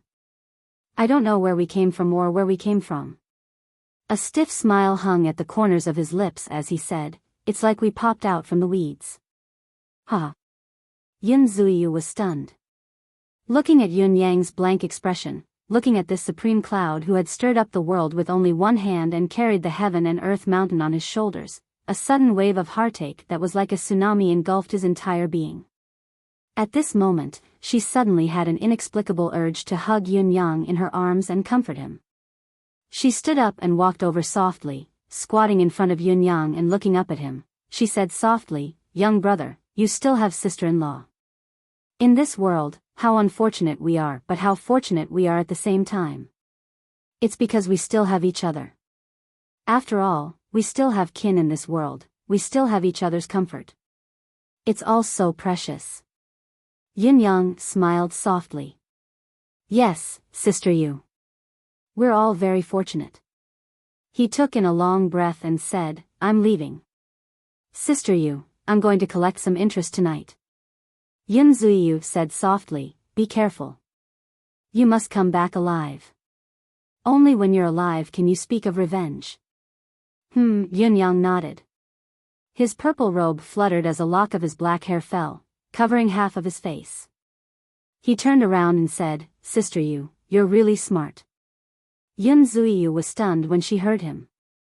Yin Yang had already walked out of the door, his voice so soft that it could not be heard came with the wind, you already know my identity. Yun Zuyu wore a forlorn smile. Yin Yang had already disappeared. Vanishing under the lights. He disappeared into the night. Yun Zuyu walked to the window and saw a white cloud drifting away in the sky.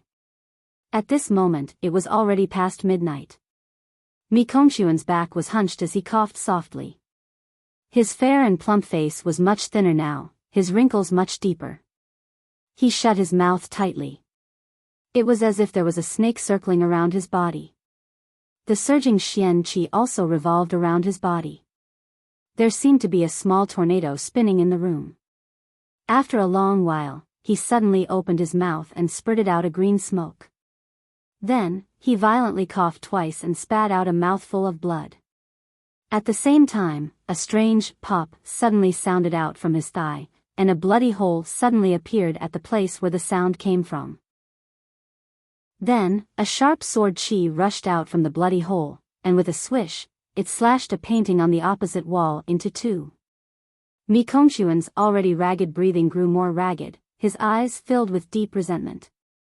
Ling Xiaozui's strike that day had not only severely injured Mi Kongquan, it had also left behind a pure sword chi in his body. The sword chi was too pure, never dissipating. It was also this strange sword chi that had been destroying Mi Kongquan's body for so long. As long as Mi Kongquan cultivated, the sword chi would react immediately, separating into a fine sword chi and breaking out of his body. However, no matter how fine the separated sword chi was, it was still left behind by Ling Xiaozui. It was not something that Mi Kongquan could defend against. Furthermore, it had detonated from the inside out, making it impossible to defend against. After such a long time, Mi Kongquan had only managed to dissolve a third of the sword chi after exhausting his energy in purposely expending it. Based on the speed of dissolving the sword chi, it would probably only take 2 months to completely dispel the sword chi. However, the problem now was that the self-detonating sword chi was more destructive than expected. Even if Mi Kongquan's physical body was still intact, most of its functions would be depleted and he would not be able to use it anymore. Perhaps it was a blessing in disguise, or a blessing in disguise. Mi Kongquan had been on the brink of death during the palace's purge previously. No one had taken him seriously, allowing him to escape unscathed. Otherwise, he would have been done for that day. Until now, Mi Kongquan, whose condition had taken a turn for the better, was much more cautious. Ling Xiaozui. Mi Kongquan panted heavily. Although his eyes were filled with resentment, there was more helplessness than anything else. He knew very well that there was no hope of avenging this grudge for the rest of his life. Even if he cultivated for the rest of his life, he would not be able to withstand Ling Xiaozui's casual strike. Two little eunuchs walked in with a respectful attitude, cleaned the room a little, and then left. It was late at night. A ray of moonlight shone in through the window, shining right before Mi Kongquan's eyes. Mi Kongquan looked at the bright moon in the sky, his thoughts drifting. A gaze that was as cold as the moon appeared in his mind. It was the Mi family member who had been captured by young Master Chiu Yunsan the other day. It was the old woman who was old and slightly hunched. Back then, she had looked at him with such a gaze.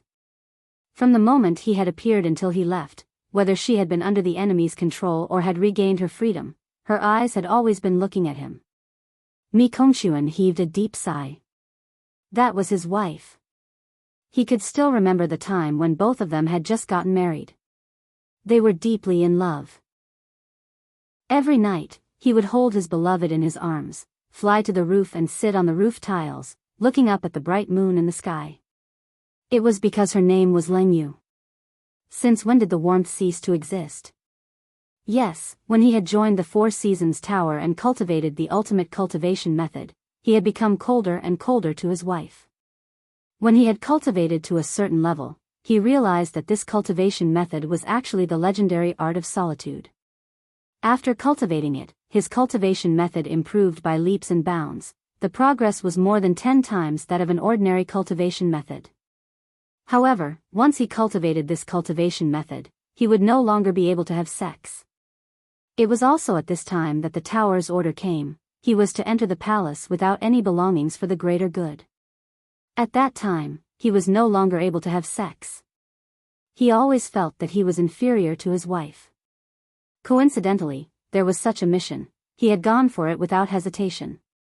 He still remembered everything that had happened on the day of their parting. He had always remembered it. His wife's gaze was distant as she watched him leave. It had been drizzling that day. So many years had passed, but she had never spoken to him. Even when he had gone back sometimes and met her, she had only looked at him quietly. Just like the cold moon in the sky now, watching him quietly and coldly. Mi Kongquan felt an inexplicable sourness in his heart. How long had it been since he had felt this sourness? It had truly been a long time. He walked slowly to the window and lifted his head to stare at the moonlight in the sky. The moon was still as clear and cold as it had been 50 years ago when both of them had looked at it side by side. It had never changed. However, the beautiful lady from 50 years ago was now. Mi Kongquan stared at the moon in the sky blankly as two sentences surfaced in his mind. Those were the two sentences that Leng Yu had said softly on the rooftop back then, with her arms wrapped around his waist and her starry eyes blurred. The moon is here today and you're here too. How wonderful. When we're old and look at the moon here again. I wonder what it'll be like then. Leng Yu smiled innocently as she finished her sentence and hugged him even tighter. Mi Kongquan could still feel the pair of soft arms hugging him back then. The yearning of the beautiful lady was still so clear. He stared at the moon in a daze and murmured, when we're old and look at the moon here again, I wonder what it'll be like then. For a moment, his heart ached so much that he almost suffocated. The image of the hunched, wrinkled, white-haired old woman with eyes as deep as a pool of stagnant water appeared before his eyes again. Leng Yu, Mi Kongquan could not help but call out. He closed his eyes, feeling like his heart was shattering into pieces. After a while, he murmured, I'm sorry. A voice spoke faintly, sorry? Mi Kongquan, there aren't many people you've let down in this life of yours. Mi Kongquan's heart was still filled with an inexplicable bitterness. For a moment, he felt a sense of hopelessness. It was a strange feeling of guilt that could break one's intestines. Mi Kongquan, who was in a daze, did not care about the person who had come with ill intentions. He said in a daze, who are you? Are you sent by Leng Yu to punish me? The masked man in black was Yun Yang. He could not help being stunned when he heard the question. Leng Yu?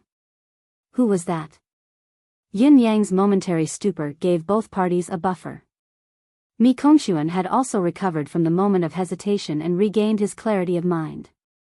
Exhaling deeply, his aura suddenly turned cold. Who is it? Yin Yang said faintly, has Keeper Mi forgotten about the bet we've made earlier? Realization dawned on Mi Kongxuan and he said coldly, so you're from the four noble families. How dare you barge into the inner palace at night? Yin Yang said, it doesn't matter where I'm from. What's important is that I don't repay my debt. Keeper Mi, aren't you going to invite me in for a seat? Mi Kongxuan's expression was uncertain. Finally, he said, come in then. He opened the window as he spoke. If the other party was here to kill him, Mi Kongxuan would not mind blowing the matter out of proportion. However, the other party was only here to chase him for his debt and he had indeed lost the royal luminary paste that day. If it was possible to keep this matter a secret, it would be best to keep it a secret. If they were to make a fuss, the other party would not be able to gain anything but Mi Kongxuan would only be more unlucky.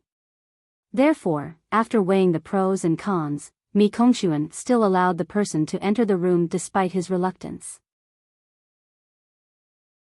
Chapter 220. Which family are you from? Mi Kongxuan took 2 steps back and sat on the chair. There was still an inexplicable sense of melancholy in his expression. After confirming that the other party was only here to chase him for his debt, Mi Kongxuan let down his guard. The inexplicable sense of melancholy had returned. Although it was not as strong as before, anyone who was not blind could see it. Yin Yang was not blind, his eyes were much better than an ordinary person's. Naturally, he could feel that something was not right. Was this fellow in a bad mood? Was he musing to the moon? Was he sad at the sight of things? Yin Yang was still wondering why he had missed the opportunity just now. It was rare for a cultivator of Mi Kongxuan's level to be distracted. He had missed such a good opportunity to kill his target just now. Under normal circumstances, the same mistake would never happen twice. However, Mi Kongxuan's state was not as absent-minded as before, but he had sunk into an eerily melancholic atmosphere. It could be considered as a state of semi-distraction, one that would last for a long time. What was this? Was it a stroke of luck? All in all, the situation seemed to be better than before. After all, even though he had been distracted, Yin Yang would have to bear the brunt of Mi Kongxuan's death even if he had succeeded. Now, however, as long as he was careful, there was a high chance that he could achieve a complete victory, kill his target and retreat unscathed. Yin Yang sighed softly. I'm from the Chiu family. I have no choice but to come here. After all, Keeper Mi's actions are rather unorthodox. Mi Kongxuan snorted coldly and said, could it be that the Chiu family's kidnapping and extortion are unorthodox? Yin Yang replied coldly, whether it's unorthodox or not depends on the person. If it wasn't for Keeper Mi provoking the Chiu family first, this reputed one wouldn't have come here today. Mi Kongxuan wanted to retort but he did not say anything in the end, only sighing. He did not have the confidence now and was not in the mood to respond. After a long time, he said, let's not beat around the bush. Regarding the previous promise, I didn't intend to renege on it, but I didn't intend to give it either. I wouldn't be able to live with myself if I did, however, since you found this place. I might as well be a bachelor this time and fulfill your wishes. Mi Kongxuan's expression grew increasingly despondent and lost. There was also an unusually strong feeling of emptiness and helplessness. At this moment, Mi Kongxuan felt a strong sense of boredom and despair. It was as if he had suddenly lost interest in competing with everything in this world.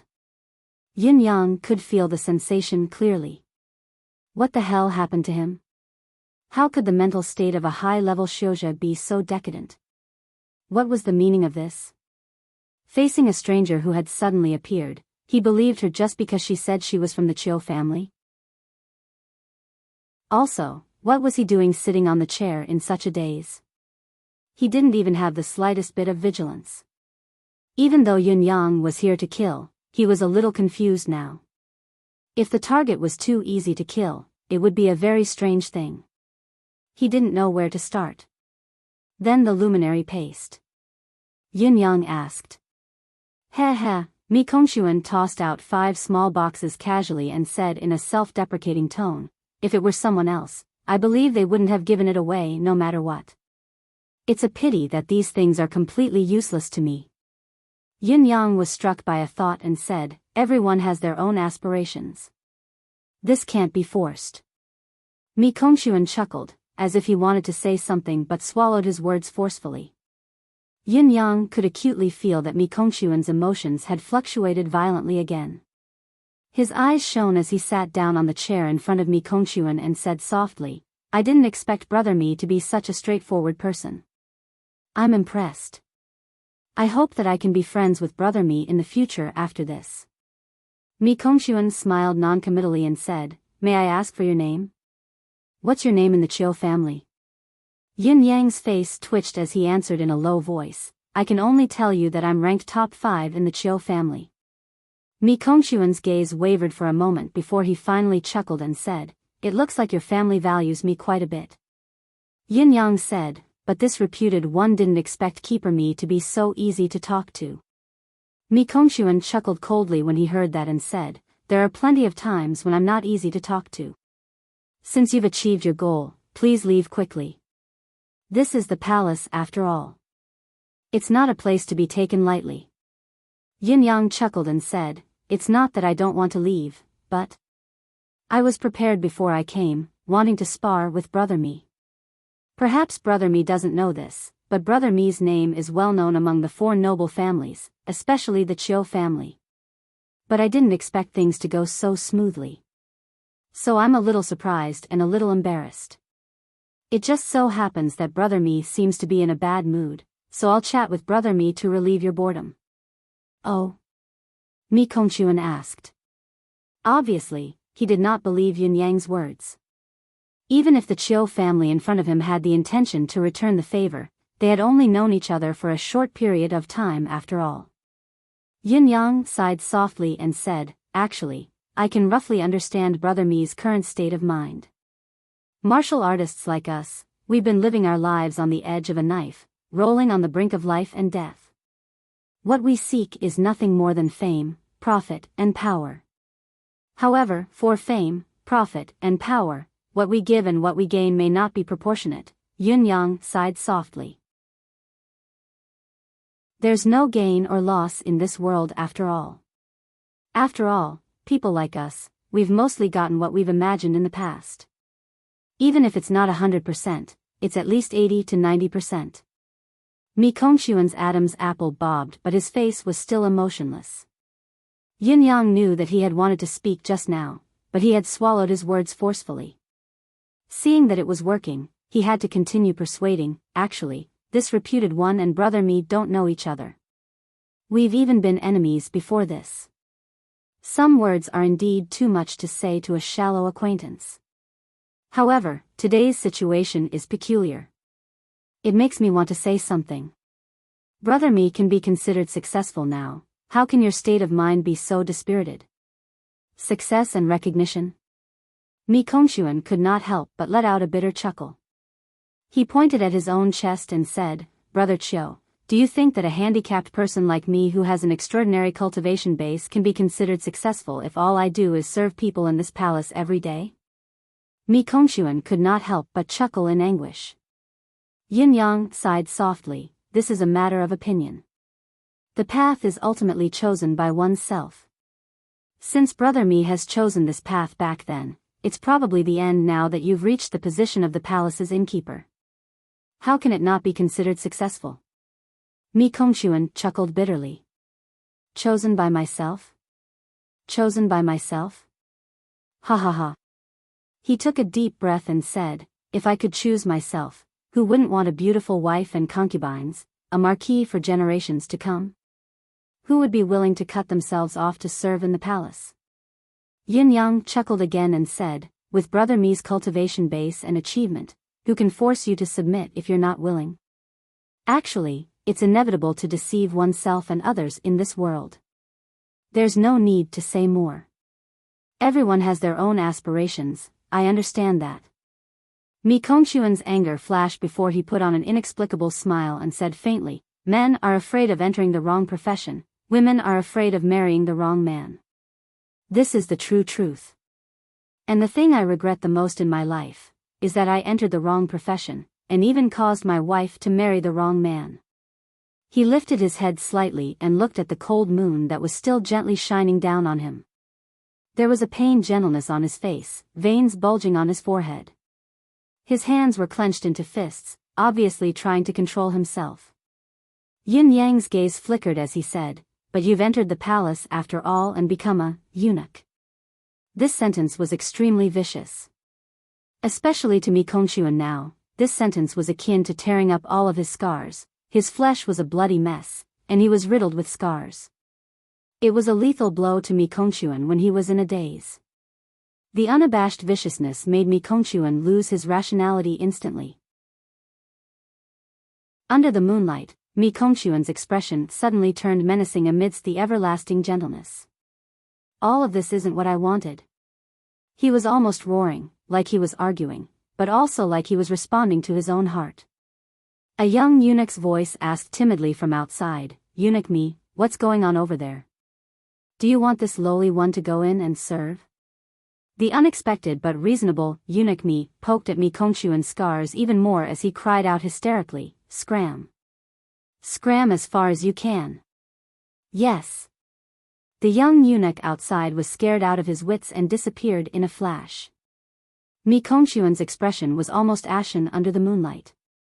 He gritted his teeth and said fiercely, "I'm a man too. My goal is no different from all of you. It's just that I had a master at that time." He did not want to say anything, but the resentment that had been suppressed for decades suddenly surged. He could not hold it in, he had to vent it out. Being forced by the other party's words, the tide grew stronger and stronger. He could not hold it in any longer and finally began to speak. "My good master gave me a cultivation method."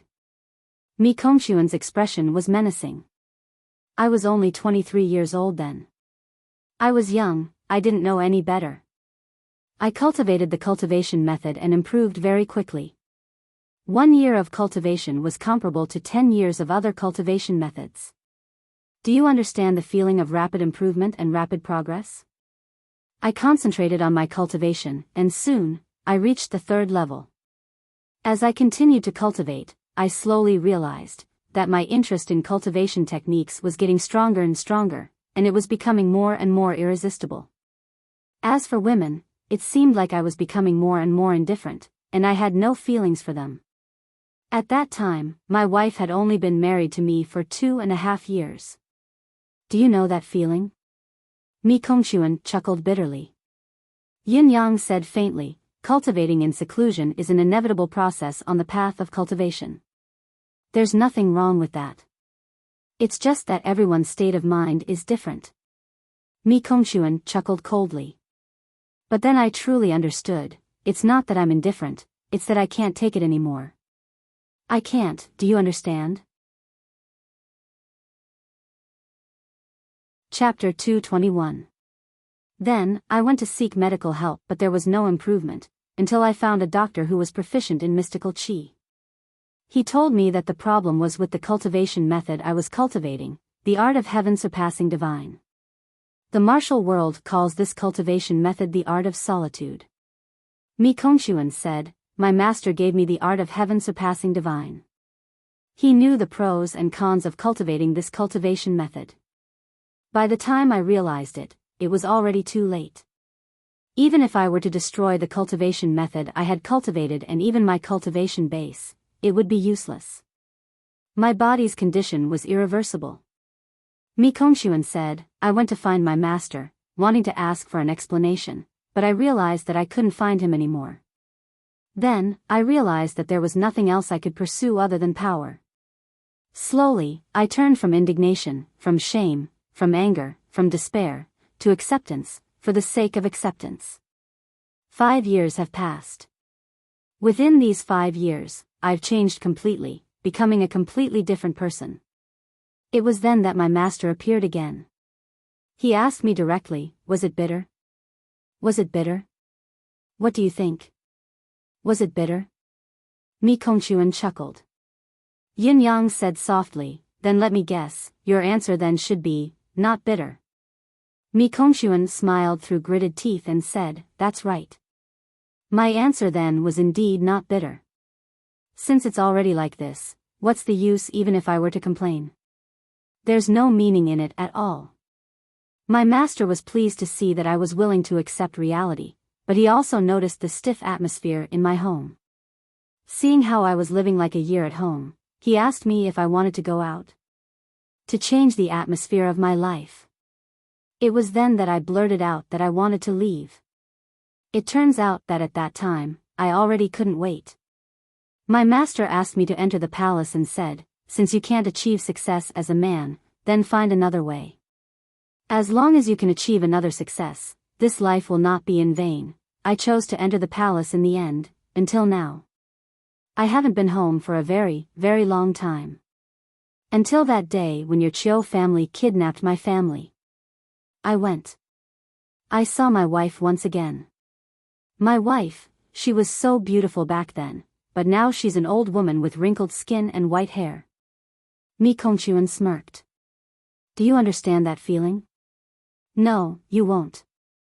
If you didn't experience it yourself, how would you know what you've been missing? Yin Yang kept quiet for a bit and said, why did your master harm you like this? The resentment on Mi Kongquan's face intensified. Yin Yang cultivated the endless divine art and calmed his heart down, making it as clear as snow. He then activated the power of his deific consciousness and spread it to its limit. Unexpectedly, he said faintly, you're not the only one your master has arranged to enter the palace all these years, right? Translator, Endless Fantasy Translation Editor, Endless Fantasy Translator, Endless Fantasy Editor, Endless Fans.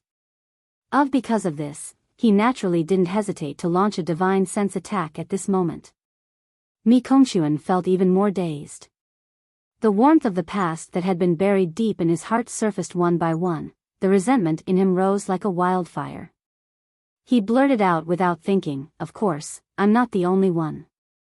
The Minister of Imperial Household, Jiang Zhong, came earlier than me. Yin Yang said, it can't be just the two of you, can it? Since you're plotting against Norda, if only the two of you participate, how can you stir up such a huge commotion?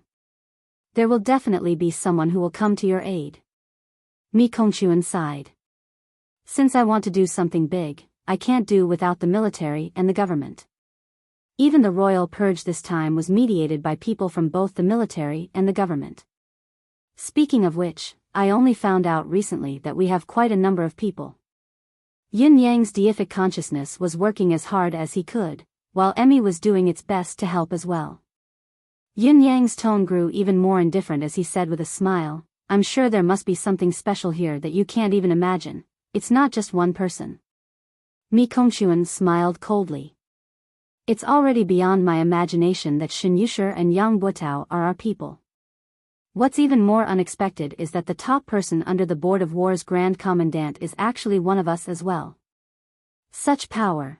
Before his words echoed in the air, Mi Kongquan's gaze flickered with a flicker of emotion that grew more obvious. It was obvious that his self-defense instinct was activated as his deific consciousness struggled violently. Yin Yang, whose pressure had increased exponentially, was drenched in sweat. His eyes were still staring straight into Mi Kongquan's eyes as he said, then, your master is the Four Seasons Towers. Mi Kongquan looked conflicted but he could not help saying, of course it's the Four Seasons Towers Chiu. As he spoke, there was a sudden bang. The chair he was sitting on had exploded. He stood up and hollered angrily, the saber light in Yin Yang's hand shone with a cold gleam. The divine edge was already stabbed deep into Mi Kongquan's chest. When he was distracted and was controlled by Yin Yang, he did not have the strength to resist at all when he managed to break free. Yin Yang's strike had succeeded. Mi Kongquan suddenly quietened down. Looking at the gleaming saber that had sunk deep into his chest, Mi Kongquan's expression was one of despair. The saber had entered his heart. He was dead meat. Mi Kongquan seemed to have lost his soul, not even the rage of being controlled could be roused. He only looked at the saber in his chest and said in an infinitely calm voice, who are you? You're not from the Chiu family. Yin Yang did not expect to succeed so easily. He said, "You're right. I'm indeed not from the Chiu family. However, you haven't finished your last sentence. Do you still have the mood to continue?" Mi Kongquan chuckled self-deprecatingly. "Haven't I told you enough?" Yin Yang said, "To me, I'll never have too much information like this." Mi Kongquan could feel the saber destroying his meridians in a frenzy, but he did not put up any resistance. He sighed dejectedly and said, "You've grasped the perfect timing. Today is the first time in my life that I've lost my composure." Yin Yang admitted, "I didn't expect tonight's encounter to be so coincidental, allowing me to reap rewards that far exceed my expectations. It's truly a heaven-sent opportunity. Or perhaps, the heavens bless the kind. Otherwise, why would Keeper Mi suddenly lose his composure on the last day of his life?" Mi Kongquan chuckled bitterly. "There's a reason for everything. When Ling Xiaozui's sword energy was severely injured that day, it had long triggered my inner demon. It's been cloudy and blustery for the past few days, so I didn't feel anything out of the ordinary. But today, the cold moon shines in the sky, the cold moon shines in the sky. Ling Xiaozui has knocked my cultivation base down to the second peak," Mi Kongquan said. "You don't have to be so careful. I'm already a cripple who's bound to die now. There's no room for resistance." Yin Yang replied, "I know. That's why I want to know more." Yin Yang spoke with utmost sincerity. "Eunuch Mi has regrets and imperfections in this life. I'm sure Eunuch Mi knows that you no longer have any chance to make up for it now that things have come to this. Although I've ended your life, if Eunuch Mi trusts me, I can still help you fulfill a wish, your last wish." Mi Kongquan's eyes shone. "What price do you need me to pay in exchange for this?" Yin Yang answered, "Your master's identity will suffice." Mi Kongquan's gaze was conflicted. Yin Yang said faintly, "I believe that one of the people you hate the most in this life is none other than this person. Whether you say it now or not, you're destined to die.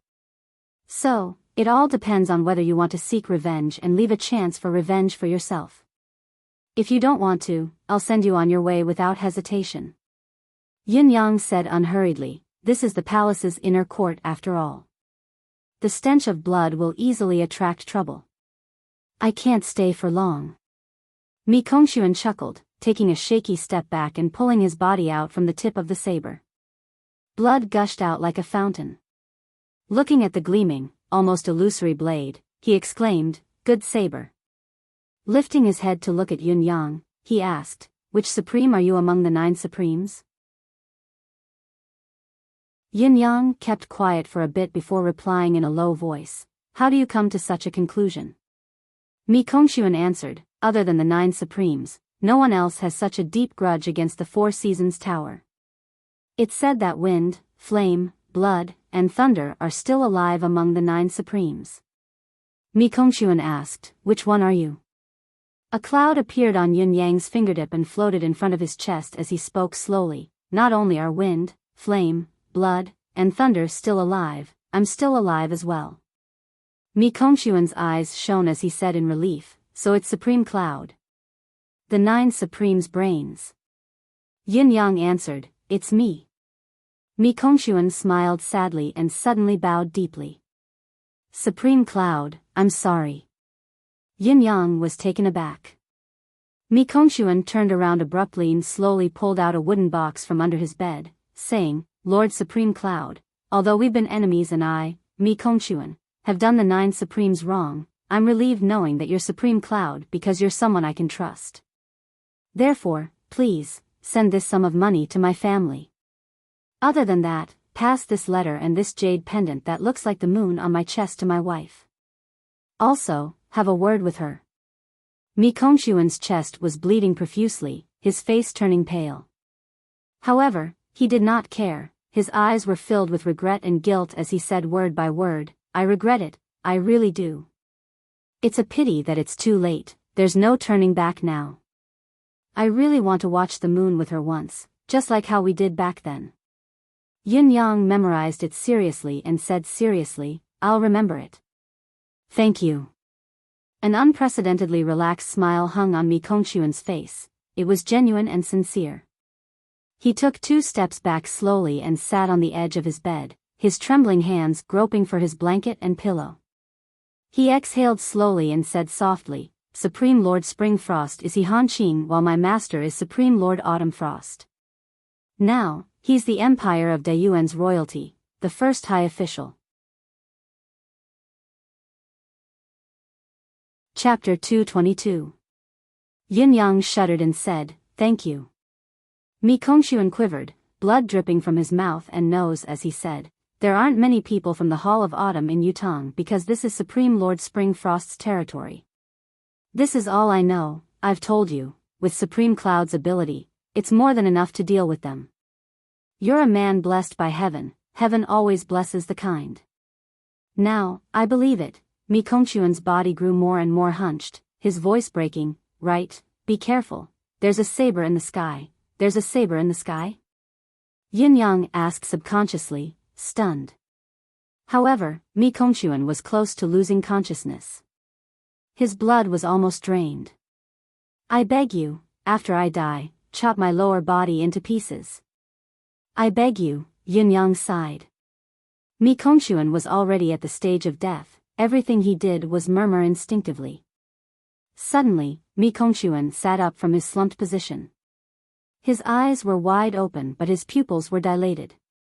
It was as if he had used the last of his strength to say hurriedly, "Tell my wife Leng Yu that I regret it so much, I regret it so much. I regret it so much. I regret." He did not manage to utter the last word of regret. His body straightened and slumped down. There was no more sound. He had breathed his last. However, regret and guilt could still be seen in his pupils that had lost their light. He leaned against the bed with his eyes wide open, motionless. Yin Yang left without a sound. Only Mi Kongquan's minced body was left in the room. Yin Yang had followed his last wish and chopped his lower body into pieces between his waist and crotch, leaving his upper body intact. As a bystander and a man as well, he could completely understand Mi Kongquan's thoughts when he was dying. Cultivating a unique cultivation method had become a fact. There was no turning back. What else could he do if he did not move forward? There was only one path he could take, even if he knew that the road ahead was darker. However, as he walked further and further, there was no light in his heart. How could he not be touched? How could his heart not be stirred? In fact, it was only when Mi Kongquan mentioned that the cultivation method was 10 times faster than the average cultivation method that Yin Yang decided to risk his deific consciousness interference to probe further for clues from the Four Seasons Tower's other members. Mi Kongquan had been cultivating for so many years and had cultivated such a shocking cultivation method, but he had only cultivated to the 8th peak pinnacle. There was a reason for that. If one's cultivation base progressed rapidly, one would at least reach the 9th peak after 40 to 50 years of hard work, even if one could not reach the martial artist's shackles of 10th perfection. However, Mi Kongquan had stopped at the pinnacle of the 8th heaven. It was obvious that he was haunted by his inner demons.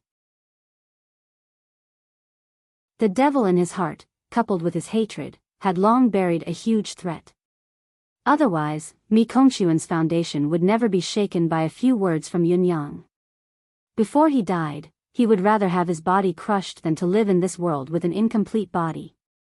This was proof of how much Mi Kongquan regretted this. Yin Yang's gaze was deep. His gains from this trip had far exceeded his expectations. Minister of the Imperial Household Jiang Zhong, Shen Yusher, Ong Butao, and the number 1 person under the Grand Commandant of the Ministry of Military Affairs, Yin Yang did not feel much joy. It was more of shock and surprise that felt like a tsunami. If it had only been Minister of the Imperial Household Jiang Zhong, Shen Yusher, and Yang Butao, it would have been fine. After all, with Mi Kongquan, the Minister of the Imperial Household, as a comparison, it was not much of a surprise.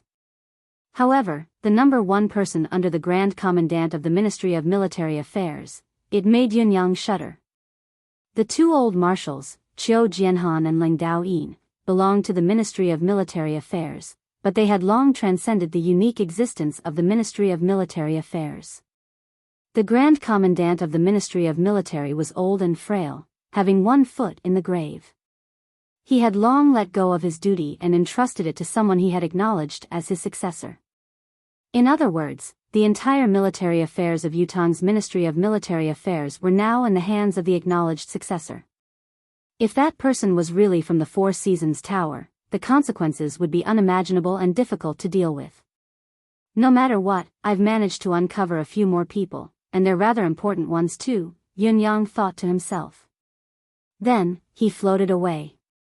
Mi Kongquan, I shall complete your request for you. The Mi family's alley in Tiantang City.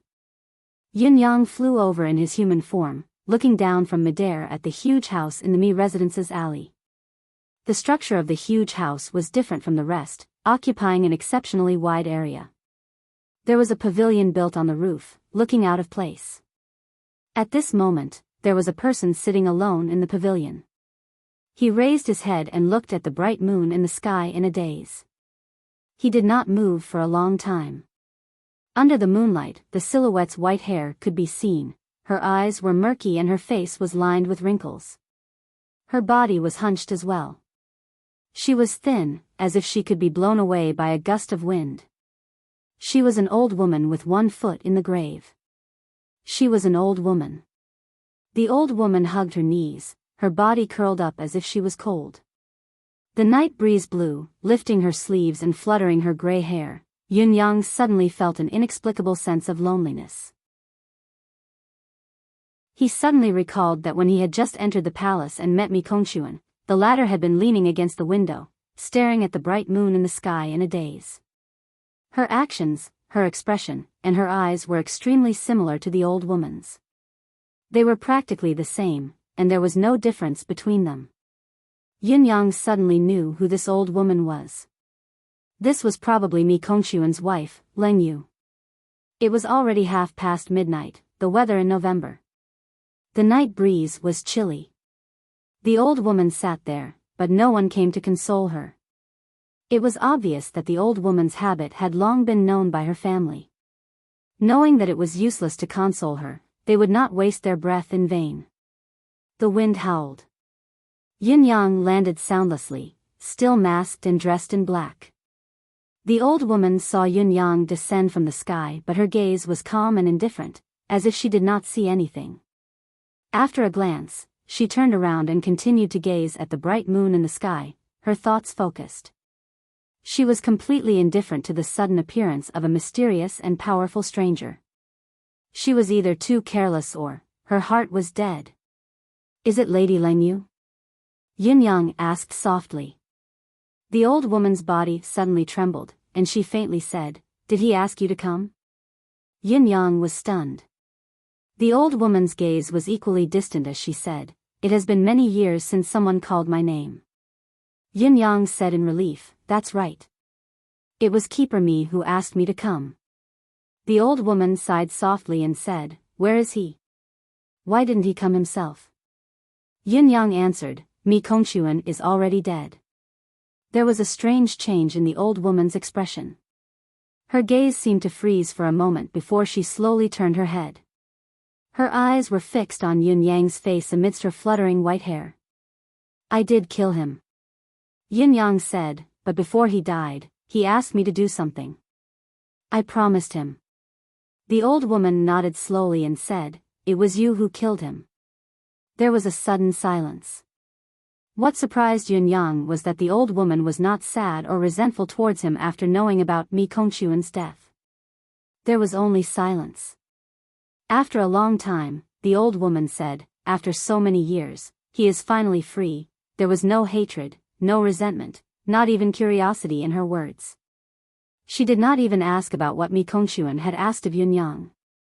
As she spoke, however, her calm and indifferent face was already covered in tears. They fell one by one. In spite of this, her voice was still calm. "You killed him. I should hate you." The old woman's faint voice rang in the air, "But I only want to thank you now. Thank you for helping him to be free.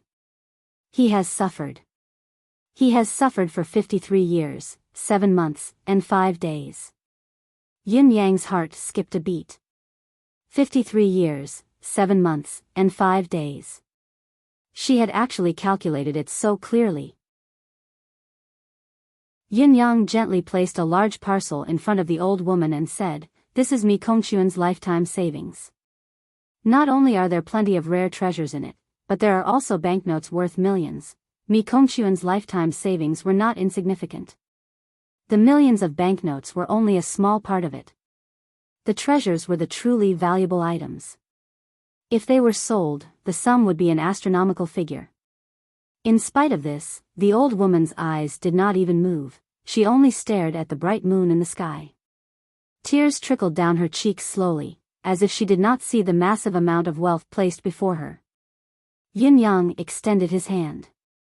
"Mi Kongquan has specifically asked me to return the jade pendant he hung on his chest to you." In his palm, a crescent-shaped jade pendant shone with a chilling glow under the moonlight. The old woman turned her head abruptly, her dry eyes glowing with an unprecedented radiance as she stared unblinkingly at the crescent-shaped jade pendant in Yin Yang's hand. Her body suddenly trembled violently. She covered her mouth tightly with one hand as she trembled violently, tears streaming down her cheeks like pearls from a broken necklace. When Yin Yang passed it to her, she gripped it tightly and suddenly sobbed. "Brother Kun," Yin Yang sighed deeply and said, "He asked me to tell you." The old woman gripped the jade pendant tightly in her palm and lifted her head to look at Yin Yang seriously. "What?" He said, "I regret it, but there's no turning back. I really want to watch the moon with her once, just like back then." Yin Yang's voice was slow and his tone was calm, but the glow in the old woman's eyes was even brighter. Yin Yang could even feel a sense of happiness from the old woman's gaze. All these years of waiting had not been in vain after all. His infatuation had finally received a response. However, this response came too late. His last words were, "To tell my wife, Ling Yu, that I regret it so much, I regret it so much." Yin Yang dutifully repeated every word that Mi Kongquan had said before his death to the old woman before him. He knew that this pitiful old woman had waited her entire life for these few words. If he had skimped on a few words to save trouble, it would be an extremely cruel thing for this old woman. Do you regret it? Do you regret it when a lifetime has passed just like that? Do you regret it when you've had it and missed it? Do you regret it when you've loved each other but you can only part heartlessly? The old woman chuckled bitterly. You regret it but I don't. Chapter 223. The old woman murmured. "Thank you," she said softly. "You're welcome," Yin Yang replied solemnly. The old woman hugged the crescent-shaped jade pendant contentedly and said softly, "This isn't anything good, but it was our engagement back then. He's been wearing it all these years." She pressed the jade pendant against her face and caressed it slowly, her gaze as deep as the ocean. Finally, she sobbed softly, "I've never hated him. I've always been waiting for him. Why didn't he come back and tell me himself? There's also a letter from him." Yin Yang said, "He seemed to have written this letter a long time ago, as if he knew that such a day would come." The old woman smiled contentedly and said, "Thank you. Although I know that I shouldn't say this and I have no right to say it, this old one would still like to request something from you." Yin Yang was silent for a moment before he said, "Please speak." The old woman said, "Can you use the weapon that you used to kill him, to kill me?" Yin Yang was taken aback. "If I can die under the same weapon as him, perhaps I can catch up to him faster. This is my last request." The old woman said softly, "Please grant me this wish." Yin Yang took a deep breath and said, "I'm sorry, I can't do this. I really can't." To Yin Yang, killing an innocent old woman for no reason was even more difficult than fighting He Hanqing head-on. The old woman's expression was one of understanding.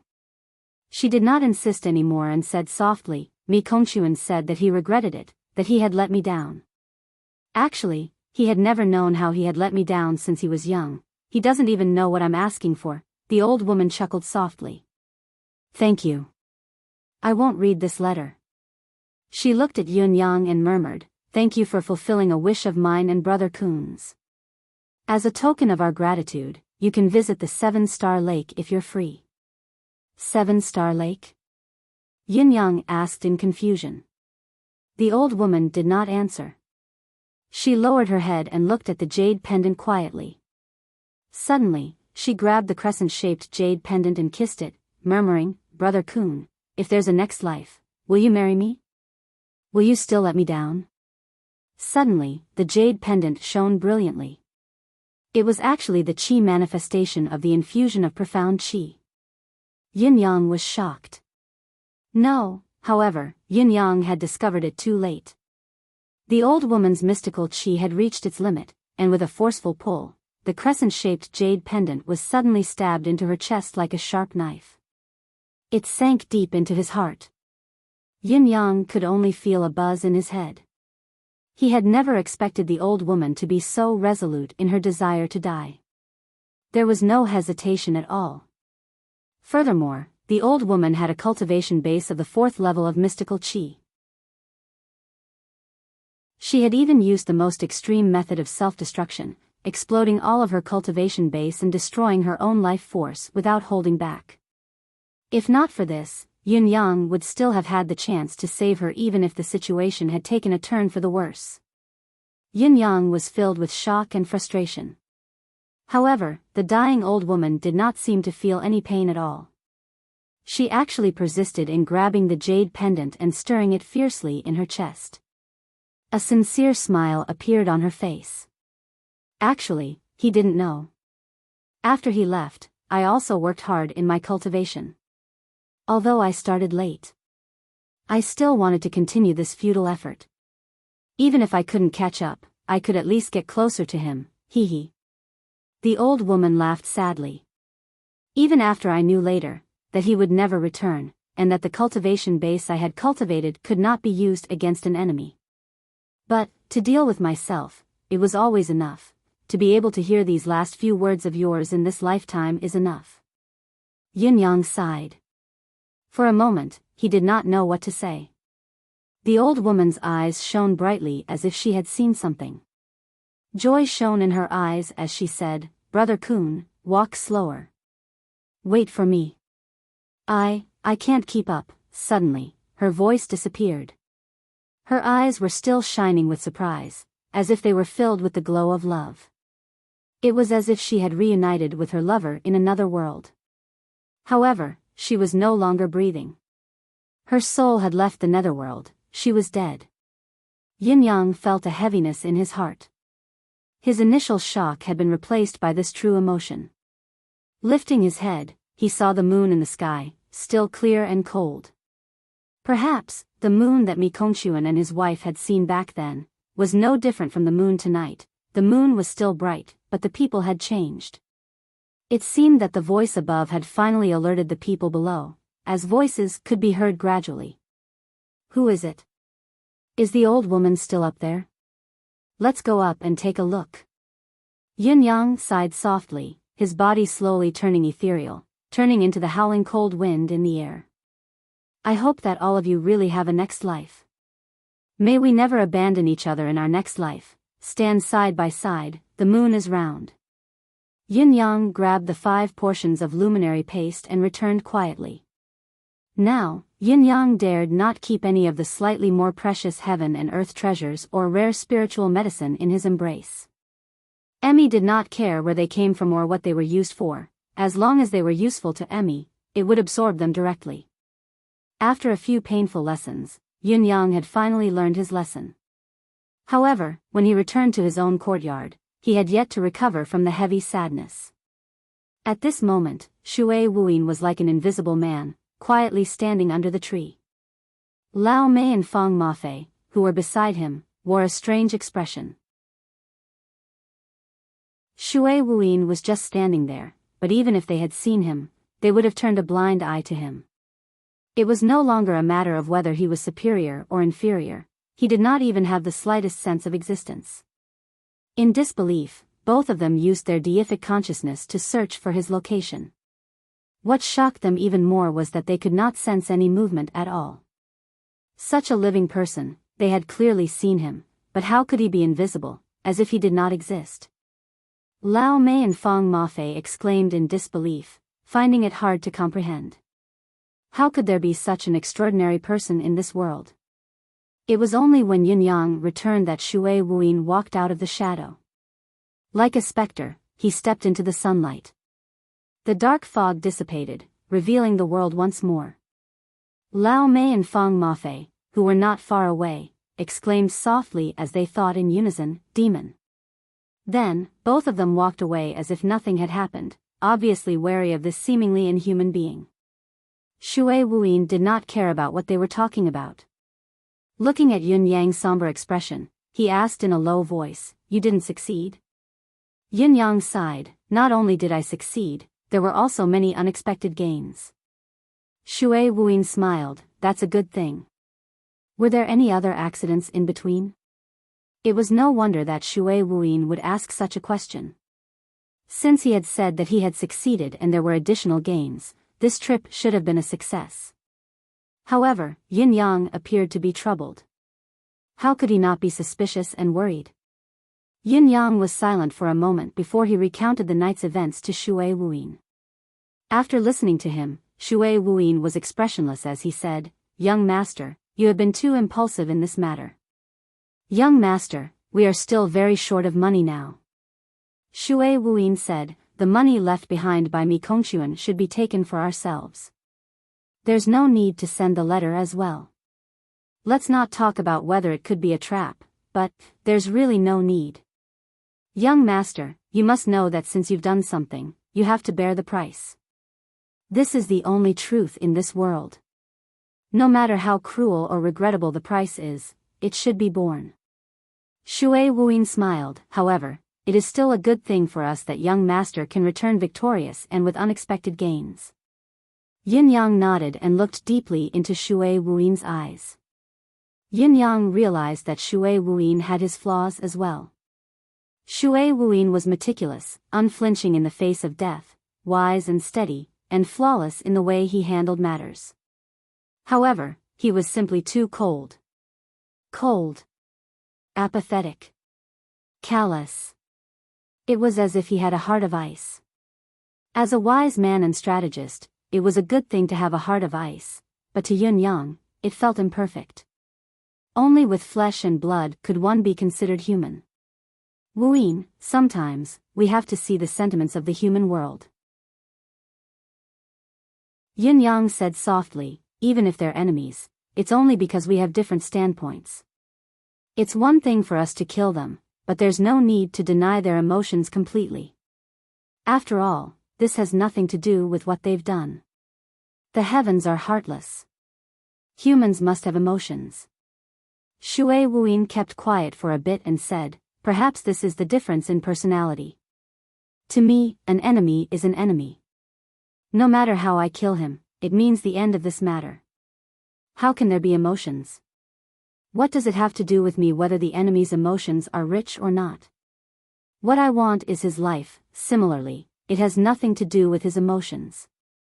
Yin Yang sighed, feeling deeply that trying to reason with this cold-blooded fellow was like playing the lute to a cow. "My current identity is that of a strategist. What I plan for is only victory and defeat, life and death. Other than that, I won't consider anything else. Emotions have nothing to do with me." Shui Wuyin said coldly, "Boss, actually, one of the biggest factors that has foiled major events in this world since the beginning of time is the so-called emotions." Yin Yang sighed, no longer debating the issue of emotions. Talking about emotions with Shui Wuyin was like playing the lute to a cow. At the very least, when playing the lute to a cow, the cow would not refute you. But Shui Wuyin could refute you until you were tongue-tied and speechless. There are a few things that need to be dealt with as soon as possible. Shui Wuyin had already compiled all the information regarding the Nine Heavens dictum. Firstly, although the Nine Heavens dictum has always been under control, the people's hearts are fickle. It's inevitable that they'll slip up when they're completely controlled by personal worship and prestige. I suggest that we reorganize them. It's best if we can gather all the troops from all 9 directions together to form a unified command. Yin Yang nodded. That's right. This was indeed a must. The nine heavens dictum was like a plate of loose sand scattered around. It would not be easy to gather them together. In the past, when he was fighting on a small scale, the resources he could use were relatively limited, so it did not matter much. However, the upcoming actions would definitely be more and more significant. The scattered personnel and lack of strength were not the main issue. The possibility of exposure alone would be fatal. At the same time, the uncontrollability would increase. This was indeed an urgent matter that had to be considered and dealt with as soon as possible.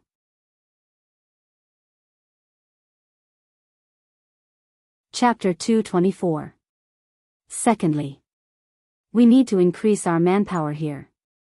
Shui Wuyin said, the manpower available now is too little and our cultivation base is even weaker. Once we meet a strong enemy, we won't be able to defend ourselves. How could Yunyang not know this? However, it was not easy to change this.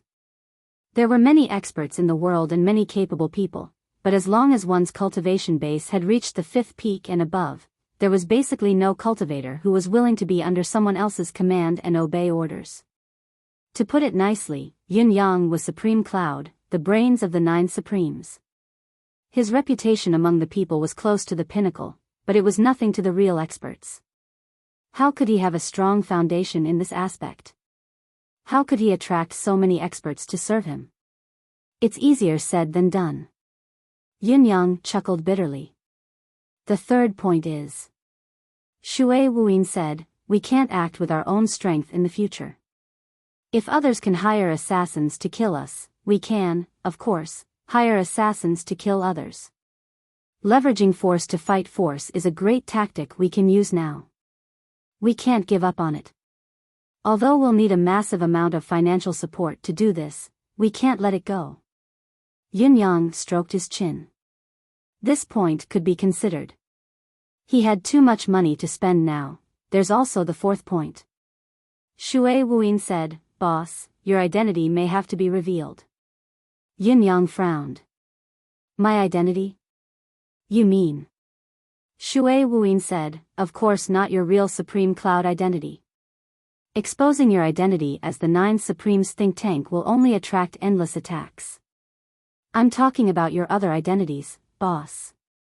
Roaming the world, letting others know that the 9 Supremes are still alive and able to contact various officials, leveraging the power of the entire country, the military, and the government, Shui Wuyin said. Regarding this point, I think boss will have to carefully consider it. What should we do to ensure that nothing goes wrong? Yunyang nodded deeply. I understand what you mean. I'll think about what to do and how to proceed later. Yunyang had also discovered his shortcoming during this period of time. He could only use his Popinjay identity as the son of Marquis of Heavenly Clouds to deal with whatever happened. Such an identity was obviously not enough. Perhaps it should be said that it was more than enough compared to what was above. Anything else? Yunyang asked. Yes, but the rest are more fragmented. Shui Wuyin said, I still need to sort them out before I can take them out for discussion. Yunyang heaved a few long breaths. Also, about the few names you've gotten from me Kongchuan, young master, there's a high probability of it being true, at least 80%, Shui Wuyin said, these people will be our next targets. No matter what, I have to collect some interest for my boss. My original target was Supreme Lord Spring Frost Hanqing, Shui Wuyin said. Although this person is an imminent threat that must be eliminated, after thinking about it, the chances of us killing him is still less than 10% even if we use all our means. In the face of absolute power, we are powerless even if we have the will to try.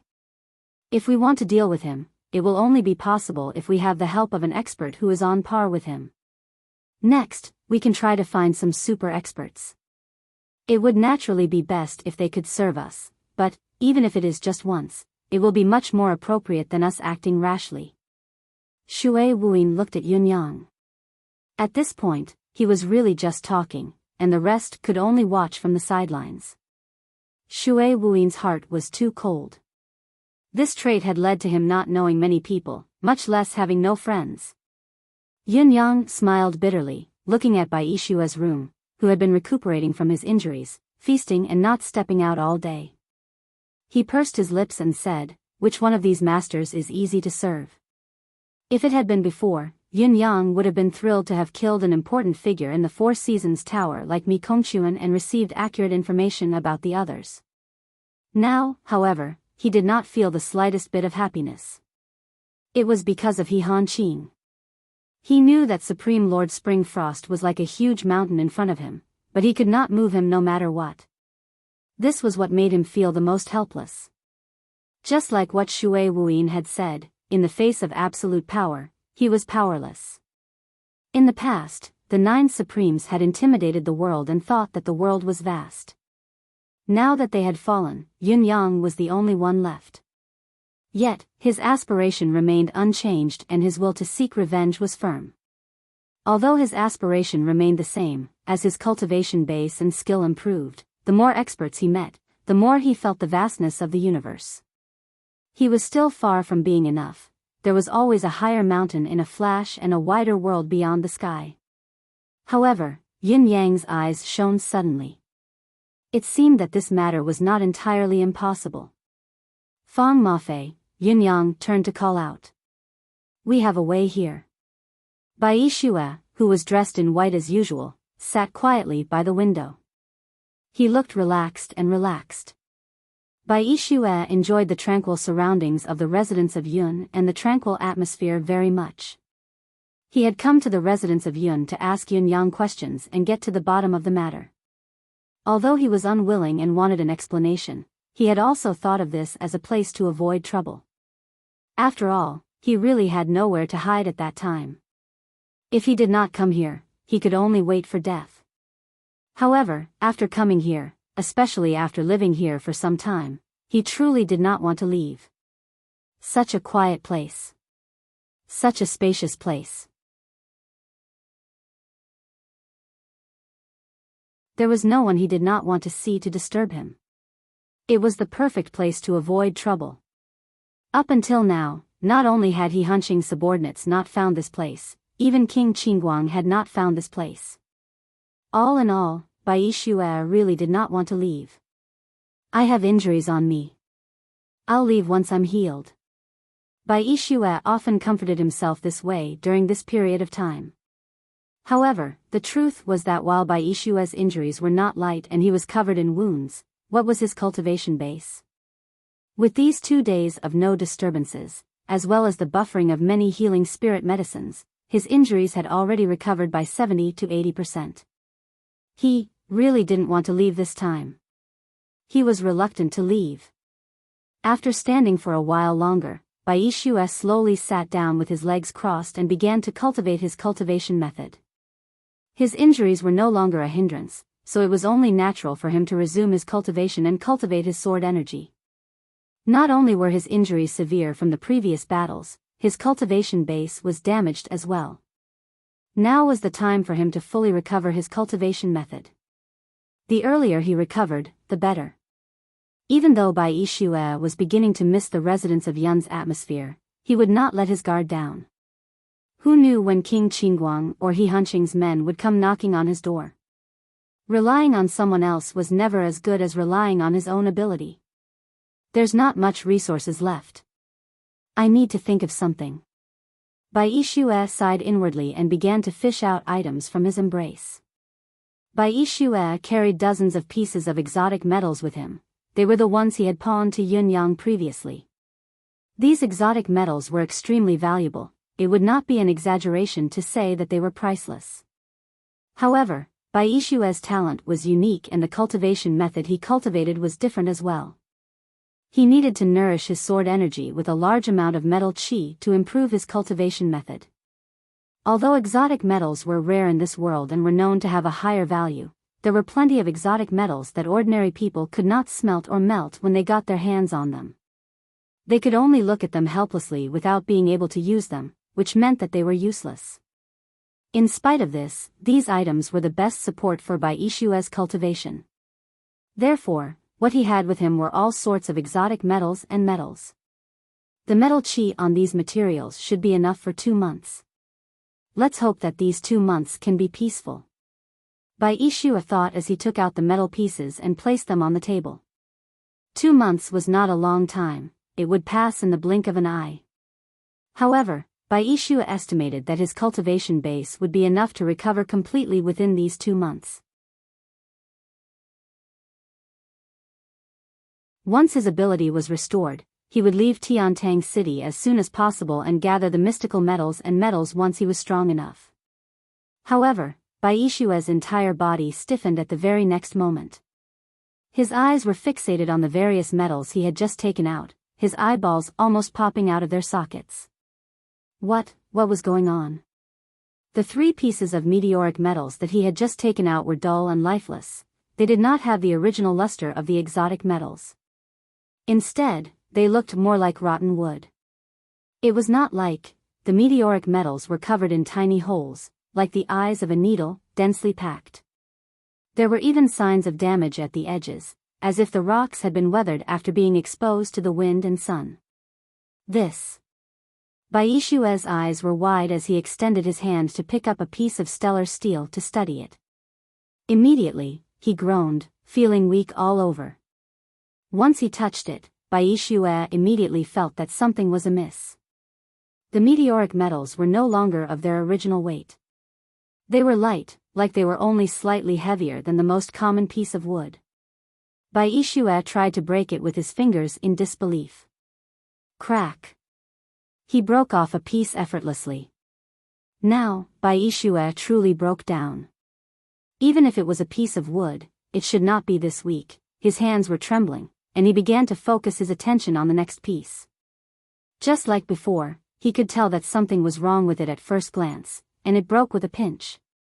Was this still the most mysterious and hardest meteoric iron in the world?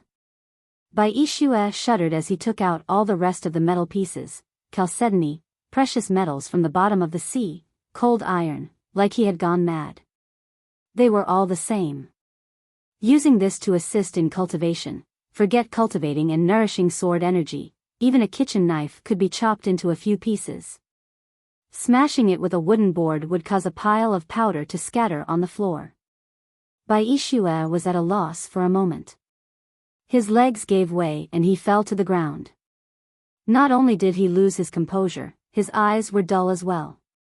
It was the first time in his life that he had encountered such a strange situation. This was steel. And not just any steel.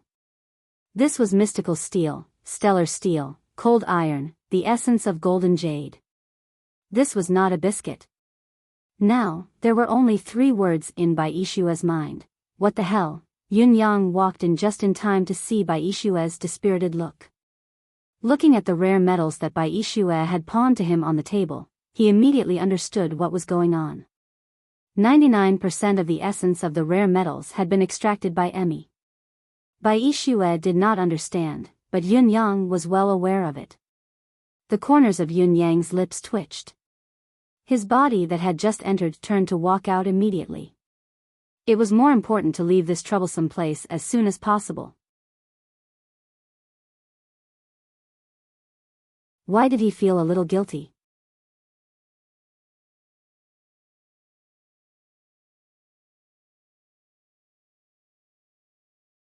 Chapter 225.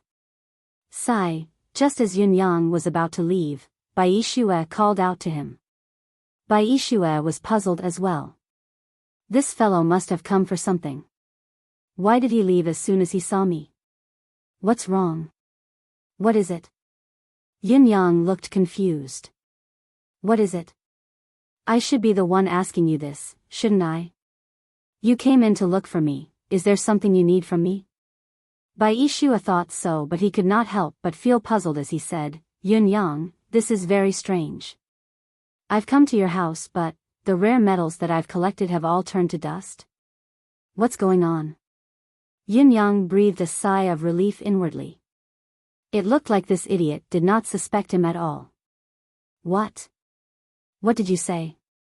I say, Bai Yi, there's something fishy about what you're saying. Why does my house have such an effect? Why are you blaming my house when your things aren't working? Are you suspecting that someone in my house has ulterior motives and has exchanged your collection? Bai Yishue said sheepishly, the things are still the same, they haven't been exchanged. They've lost their value. Anyway, the good stuff isn't good anymore. Do you understand what I'm saying? Actually, Bai Yishue did not quite know what he was saying. Although he understood what he was saying and that was what he meant, it was not what he meant when he said it. Yin Yang, who was familiar with the gist of it, pretended to be puzzled and said, "What? Bai Yishue, what are you talking about? Are you sure you're speaking like a human being? What do you mean by good stuff isn't good anymore? What do I understand?" Bai Yishue knew that his words were beating around the bush and was tongue-tied. Instead, he resorted to sophistry and said, "Anyway, my things are fine elsewhere but they've turned to dust when they're at your house. How do you explain this?" Yin Yang knew that Bai Yishue was only putting up a strong front now. He chuckled coldly and said, "Bai Yishue, I've kindly taken you in to recuperate but you're acting shamelessly because I'm kind-hearted, aren't you? Do you see that lock? Do you see this sword? Do you see this saber? Do you see this hammer? Even if these weren't rare metals, they should at least be iron, right? My things are fine, but you keep your things in your arms and say that they're spoilt when you come to my house. Sigh, Bai Yishue, blackmail is an art. You can't do this, you can't blackmail me for sure. Think of a reason that can fool yourself next time, okay?" Bai Yishue sighed. "Blackmail. Okay." Bai Yishue flew into a rage out of humiliation. "I was only discussing this strange matter with you. How did it become me blackmailing you? This is slander, downright slander." Yin Yang retorted sarcastically, "The method of blackmail is too inferior. Knowing that it won't work, you've changed to slander? There was progress, there was progress. Let me ask you, is this how you discuss things in your family?" "Well, in a few days, I'll take a piece of dirt and discuss it with others." This is the inner core of a 13th level Xian beast. Why did it turn into dregs in your house? You have to pay for the strange things that happened in your house. What a great idea. As long as I discuss it with others a few times, I'll be rich, rich beyond belief. Bai Yishue was flushed. "I didn't ask you to pay for it, I was just saying, obviously, a certain someone had lost his last bit of confidence." Yin Yang walked back unsteadily from the door. "Why aren't you leaving? Didn't you want to leave?" Bai Yishue was annoyed and bewildered, obviously not wanting to talk to the god of plague in front of him anymore. "This is my house, why should I leave? What right do you have to make me leave?" Yin Yang said matter-of-factly, "Besides, I have something to discuss with you. I wanted to leave just now because I wanted to save some face for you when I saw how dejected you looked. Since you're so shameless, let's go by the rules."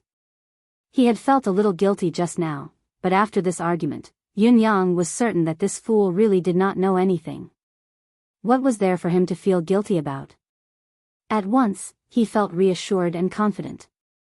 From this, it could be seen that everyone's lower limit was actually limitless, or perhaps it was growing with each passing day. At least, Yin Yang was like that. "Don't talk nonsense, why don't I?" "What is it?" Bai Yishue wanted to retort, but he had already said what he wanted to say just now. He really did not have the face to retort, so he could only tidy up in frustration. His precious had turned into trash just like that, and he had to be reprimanded by this child. "Of course it's between you and me. You haven't done what you promised me yet." Yin Yang said seriously, "I know that it's beyond your capabilities alone, so I won't force you to complete it alone. I'll find a few experts to work with you in a few days and we'll do it again." Bai Yishue was left speechless. He had already poked a hornet's nest the previous time, he had almost gotten himself killed, but he still wanted to go again now? "Also, I'd like to ask." Yin Yang asked curiously, "Why does First Court King Qingguang want to kill you?" Bai Yishue almost jumped up.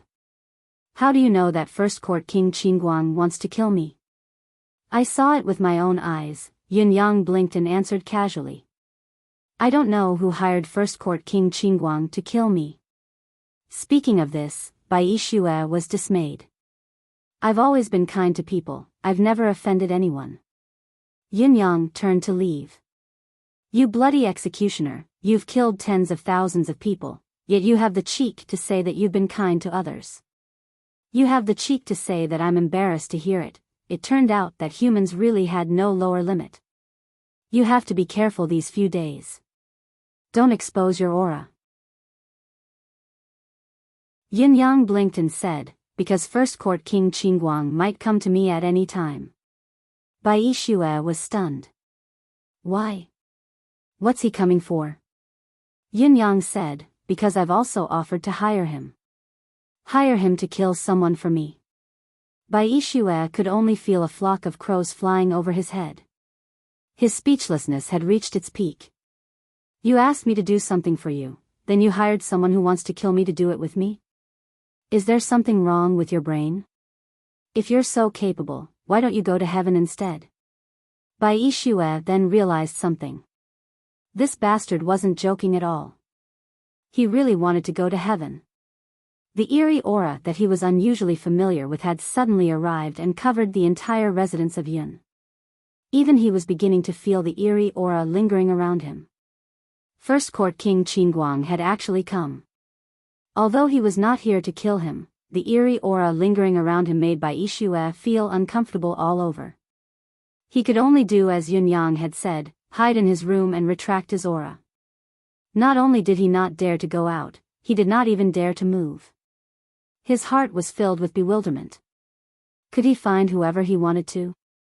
A character like First Court King Qingguang was not an existence that could be easily found. How had Yun Yang managed to do it with his insignificant cultivation base? Bai Yixue was puzzled. Of course, he did not know that great swordsman Fang Mafei, who was in Yun Yang's house, was actually First Court King Qingguang's assassin. It might be difficult for others to contact First Court King Qingguang himself, but it was not a problem for Yun Yang at all. Especially when First Court King Qingguang had just returned to Tiantang City, it was a unique period where he had yet to eliminate his target. You're looking for me? First Court King Qingguang arrived at the residence of Yun with a gust of eerie wind and ghostly cries. He looked at Yun Yang with slight surprise. If I'm not looking for you, why did I invite you here? Yun Yang felt that this fellow was spouting nonsense. Then why are you looking for me? First Court King Qingguang was still rather bewildered. Why had this fellow suddenly come looking for him? Why did it feel so creepy? Yin Yang could frighten the First Court King of Hell. This alone was enough for him to be proud of. Why would I look for you if there's nothing? Yin Yang felt that this fellow must have something wrong with his brain. Can we stop talking nonsense and practice? Let's get down to business, shall we? King Qingguang was still rather bewildered. I'm only an assassin's leader. What business can you talk to me about? Yin Yang lowered his head and sighed.